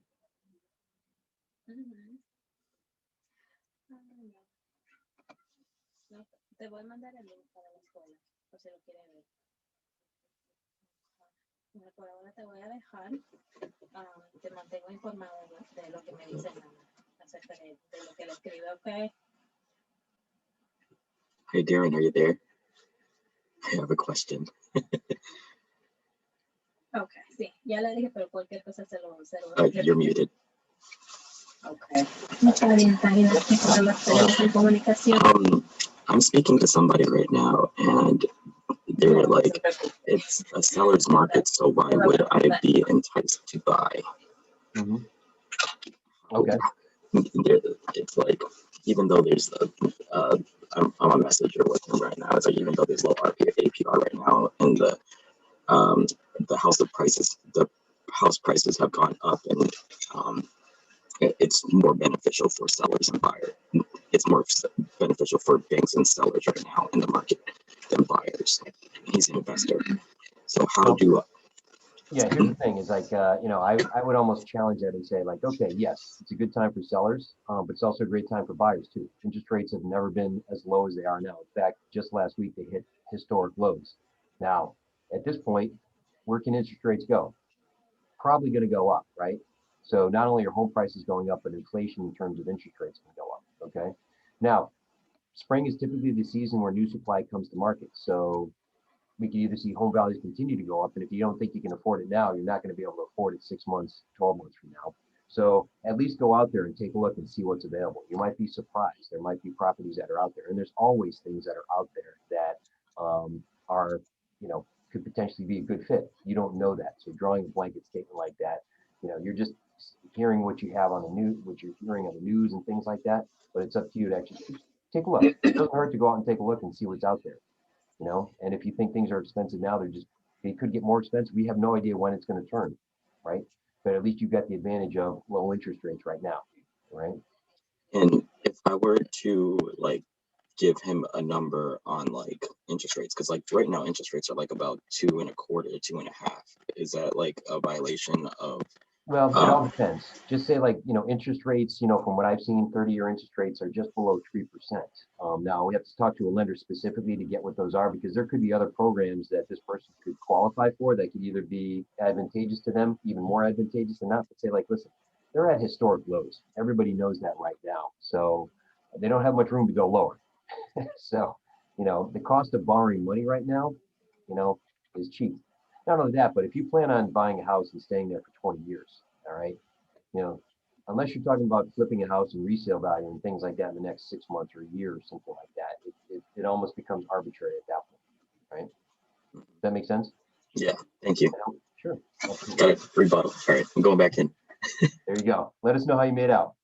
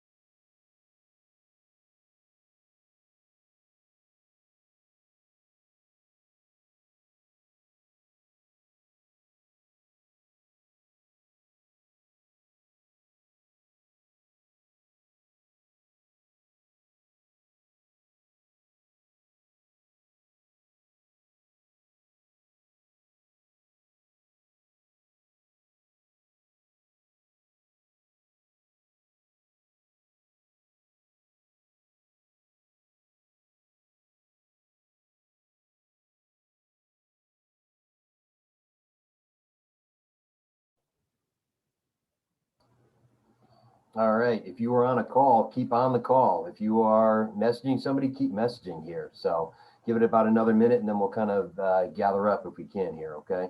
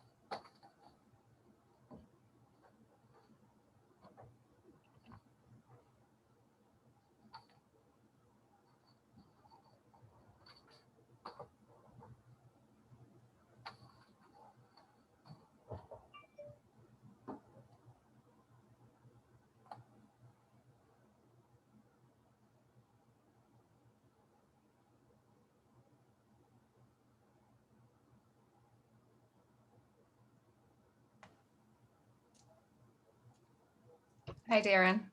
Hey, how are you? I was just making some appointments for showings I am doing tomorrow, and Okay. it's not really good lead gen time, but I wanted to share that I just got off the phone. Well, not this past one, but I called somebody for an appointment to go see and asked if she was doing an open house because it didn't look like she had anything scheduled. And she was like almost angry that I asked that question. Why would I be doing that during COVID? Nobody's doing open houses during COVID. There's way too many people. That's disgusting. No. And I was just like, oh, all right. Well, sure. Thank you. I'll schedule for you. I just thought it was a very interesting perspective from this other brokerage that they just find it fine to not do any open houses whatsoever. Well, one thing that we realized when the pandemic first hit, and there's a lot of uncertainty, is that people were proactive and other people stuck their head in the sand. Yeah. Okay? And the people that were proactive were the ones that actually continue to do business, not just at the same pace they did before, but actually increase their business. We got a lot of agents on our office that had tremendous years despite everything going on, because you know something, I've said this before, it's not 100% true. That's not everything. Fine, if that's what you want to do, you know, the other agent, that's great. But there's opportunity out there, right? Yeah. And typically, you know, the people who capitalize on the opportunity when things like this happen are the ones that are successful. So that's fine. You know, you're not fighting with anybody. It's like, okay, gotcha, I understand. Yeah. Sorry to bother you and good luck, you know? Yeah, exactly. I just thought it was interesting and thought I'd No, share that's with good. the That's class. good. It happens. It happens. In this business, there's all kinds of interactions and conversations that you have that sometimes are surprising. Yeah. Actually, I got to jump back off to a returned phone call. Bye. Good luck. So, yes. Oh, I had wanted to say, you know, I thought it was interesting what she was saying about this. I feel like that's an opportunity to remind people that there's alternative ways to do the open houses. These virtual open houses, I think people are really intimidated by that, or they don't even think about them. Sure. Yeah. Mhm. I'm not Absolutely. I'm not really sure at this point in time why people don't remember these exist. You know, we know now, you know, we know for a while that there can be very divisive ends of the spectrum when it comes to opinions and things and all kinds of stuff nowadays, right? But you just have to understand that just approach it the best way that you can. Yes, there are ways around it. I mean, definitely there's so many ways to show a house and have an open house and do things virtually and do that. We all know that there too. Not a lot of people are open-minded to that. And there are some people that, you know, maybe it's the experience. Maybe she's had a very bad experience with COVID, so there's really not much you can do with that. But, you know, it's best to be curious and not judgmental. That's the biggest thing. I've learned that. I heard that a few months ago, and it is what it is, you know, so. Yeah, I love talking to other people with other perspectives. Some people, it's funny, they think that's like a like argument or something when you're having a discussion about something. But like for me, I'm like, I love that. I love talking to people and be like, so what's your take on that? Like that's really interesting. Yeah. And hopefully if I have something to contribute, they're open. There you go. Perfect. Good perspective. Yeah. Excellent. So show of hands, how many people got an appointment? I'm too new to have appointments. Is that true? That 100% true? Yeah, I don't have a real estate license yet. I can't Oh, do all it. right. Okay. Yeah. Yeah. You're Sorry. right. That's I love 100% that true. Darren was going to call you out though. Is that 100% true? It's such a great Hey, question. listen, I can, okay, fine. It's not 100% true, but I'd probably be in trouble. Damn, you got me. That's the first time that it wasn't true. That's, you know something? Gotcha. You got me. That first time it was true. So you got me. Excellent. Well done. So, all right. How many people had conversations with folks? How about that? How many people had conversations with folks, right? Good. Okay, good. All right. That's good. Having the conversations is a step towards getting the appointment, right? And for most of us here, the biggest thing that we want to shoot for is the appointment. If we don't have anything in our pipeline, it's making those connections and getting the appointment, right? How many people had somebody who joined Keller Williams in the last half hour? So there you go. Right? All right. Good. So yeah, I mean, listen, there's a lot that can be done in a very short period of time. So if the prospect of prospecting, okay, you know, for 3 hours is daunting, okay, break it up. But make sure you do some sort of lead gen. You got prospecting, you got marketing. You've got to do something. You've got to take action. I've heard that said many times on this call by multiple coaches, okay? Got to take action. You got to do something. And that's the most important thing. And when you do that, first time is tough, and then it gets easier every time after that. It really does. Trust me. It's like everything else, right? Anybody run into any difficulties that you want to chat about here? Oh boy, the guy I started talking to, it just went down a rabbit hole because apparently he's an investor at this point, buying two properties, a property every 2 years, and his mom's an attorney, his dad's an investor, and he does everything on his own, and I'm trying to figure out what I can provide for him. And I don't know. So how did you get this person's contact information in the first place? I started a new marketing scheme, which is I don't like saying scheme. It's a marketing project where every day on Facebook I'm gonna post a nugget of knowledge, like, hey friends, I'm learning a lot about real estate and I want to offer that knowledge. Did you know that there's such thing as FHA loans? It's a loan that offers you the option to put down as low as 3%. And then I got a couple of comments. I was just like fishing, and yeah, I got a bite, and apparently he's an investor, and I'm just like, stay it's engaged. nice. Stay engaged. Have that conversation with him. You know, if it's not right now, as long as you maintain that communication and the follow up, and you share the knowledge, he's going to see the value that you bring. You know, a lot of investors think that they have everything understood, especially with having those connections, but you can bring value to that as well. If you find some properties based on, you start talking to them, you find out what they're looking for, put a few properties over there and say, hey, listen, there's a couple things that are out here, you know, show your value, something along those lines, right? Right. Contribution. Okay, thank you.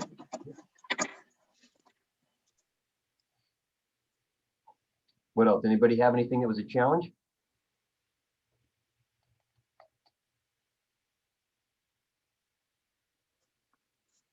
I think just taking the time to dial that number is the hardest part. Once it happens though, like, yeah, I was lucky enough to have a referral that I had to call. So I called them. They're looking to buy soon, like as soon as possible. So I had my buyer lead sheet right here. Nice. I just have to finish up with them, make an appointment with them, but we're pretty much good to go there. Terrific. But it's like the hardest thing is dialing those 10 numbers, and then the first 2 minutes, like being like, hey, I'm so-and-so. Who? From where? Yeah. Oh, from, Matt Howard from Keller Williams North Central. Nice to meet you. Oh, okay. Yeah. Yeah, I was told to reach out. How are you? Well, and then once you're like 3 minutes in, I feel like it's pretty natural. Like, how are you? What's going on? Tell me about yourself. Yep. Like, how can I, because again, come from contribution. How can I help you? Exactly. Like, that's what I'm here to do. Yeah. And I think that part just comes natural once you get over those little humps of like, oh, I got to pick up the 1,000-pound phone, dial this cryptic code of numbers, and then, oh, hello, you answered the phone. Okay, I have to say words now. It always happens. It always happens. You raise your hand if you're, if you love picking up the phone right now.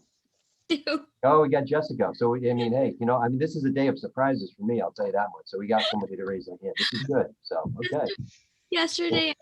Yesterday I prank called my boyfriend and did a call using *67. Okay. All right. Wow. That's So good. I see it as a game, and it's like friendly, tag you're it type of situation. Sure. Okay. Yeah. If you gamify it, absolutely. It does make it a little bit easier. They have phone number neighbors. Have you heard of this before? No. Oh, it's a great thing. So whoever has the number up or down one digit from your phone number, you just call them, and they're your number neighbor. You could get a sale like that. You never know.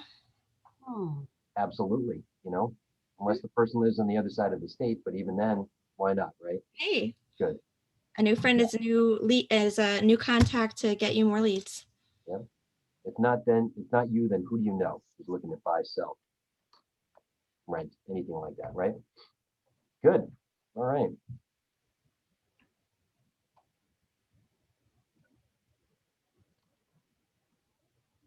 What else do we have? Anybody have any stories, any challenges, anything like that? Any success stories? How about that?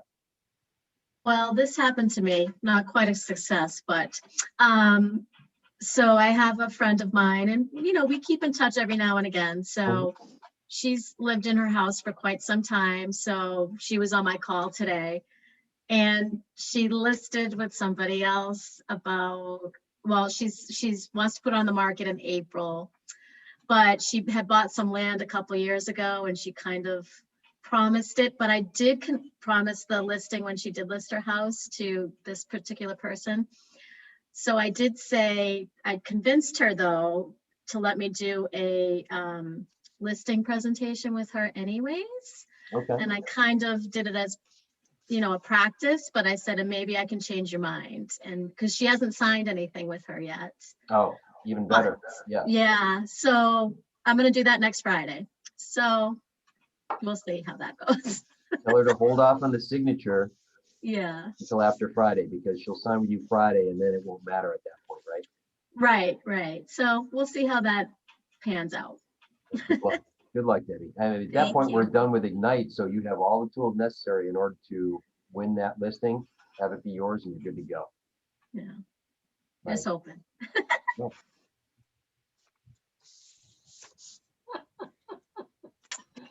So good news. I think he has everything he needs, but he's also advising people unlicensed. So he has a Discord channel that I just got into. So I got a pool of leads now. Hey, you never know where it might lead you, Yeah. Never know. Hopefully. Good work, Thomas. Thank you. Thank you.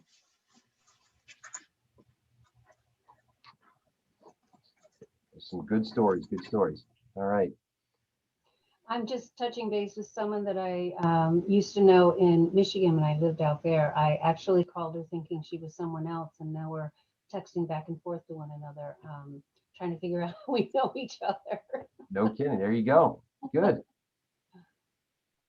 Sometimes those are the best connections, and all of a sudden it leads to like, oh, well, I've got a cousin who lives in Connecticut and Massachusetts or wherever. They need somebody to sell their house because they're looking to move, wherever. You'd be surprised what conversations like that lead to. But if you don't have the conversations, they don't go anywhere, right? Good. Anybody have anything else? Because we're kind of running up on 12:15 here. Anybody have anything else that they need? Heidi, I don't know if there's any other questions or anything like that. Anything else that you want to cover at all? Yeah. Okay. Tim, Aaron, anything that you guys? Yeah, want there's to nothing else in the chat right now. Thank you so much, Darren, for your time today. I think you're back next week. I think I looked at the schedule and your face is due to be up again, I believe. Oh, sorry. I don't know if that's news to you or not. We can discuss that later. Susan Kenyon from the Portsmouth, New Hampshire Market Center is going to be leading the conversation on Monday. We're back here at 8:59, and we're doing making and receiving offers. So please remember the 10-4 conversation that we have every day. It's vitally important. If you got to the end of this month and you had 10 people added to your database, you'd be close to 300, right? Because we're going to have about 28 class days and ultimately just about not 28, I apologize, not 28 class days, 18 class days, about 20 business days in the month. So you could be somewhere between 200 and 300 people added to your command. And that's the point of all this, is building that database so you can continue to feed it and then communicate with it and then grow from it. So please do not lose that in the translation. These classes are important. It's the activities in between time that are going to be the business builders for you. So have a great weekend. If you have any more questions for us, Darren, thank you so much for your time. Heidi, thank you for your time. And we'll see you guys back here on Monday. If you have anybody in your market center that has missed out, there's still time to jump in next week and get some value out of this class. And we will probably relaunch this again in March. We'll be doing it every other month for the region. But we'll see you guys back here on Monday. Have a great weekend. Happy birthday, Erin, wherever she Happy is. birthday, Erin. Happy birthday. Heidi, Tim, Erin, thank you very much for your support. Appreciate it. Happy birthday. See you guys. Thanks, Darren. Take care. Take care. Bye, everyone.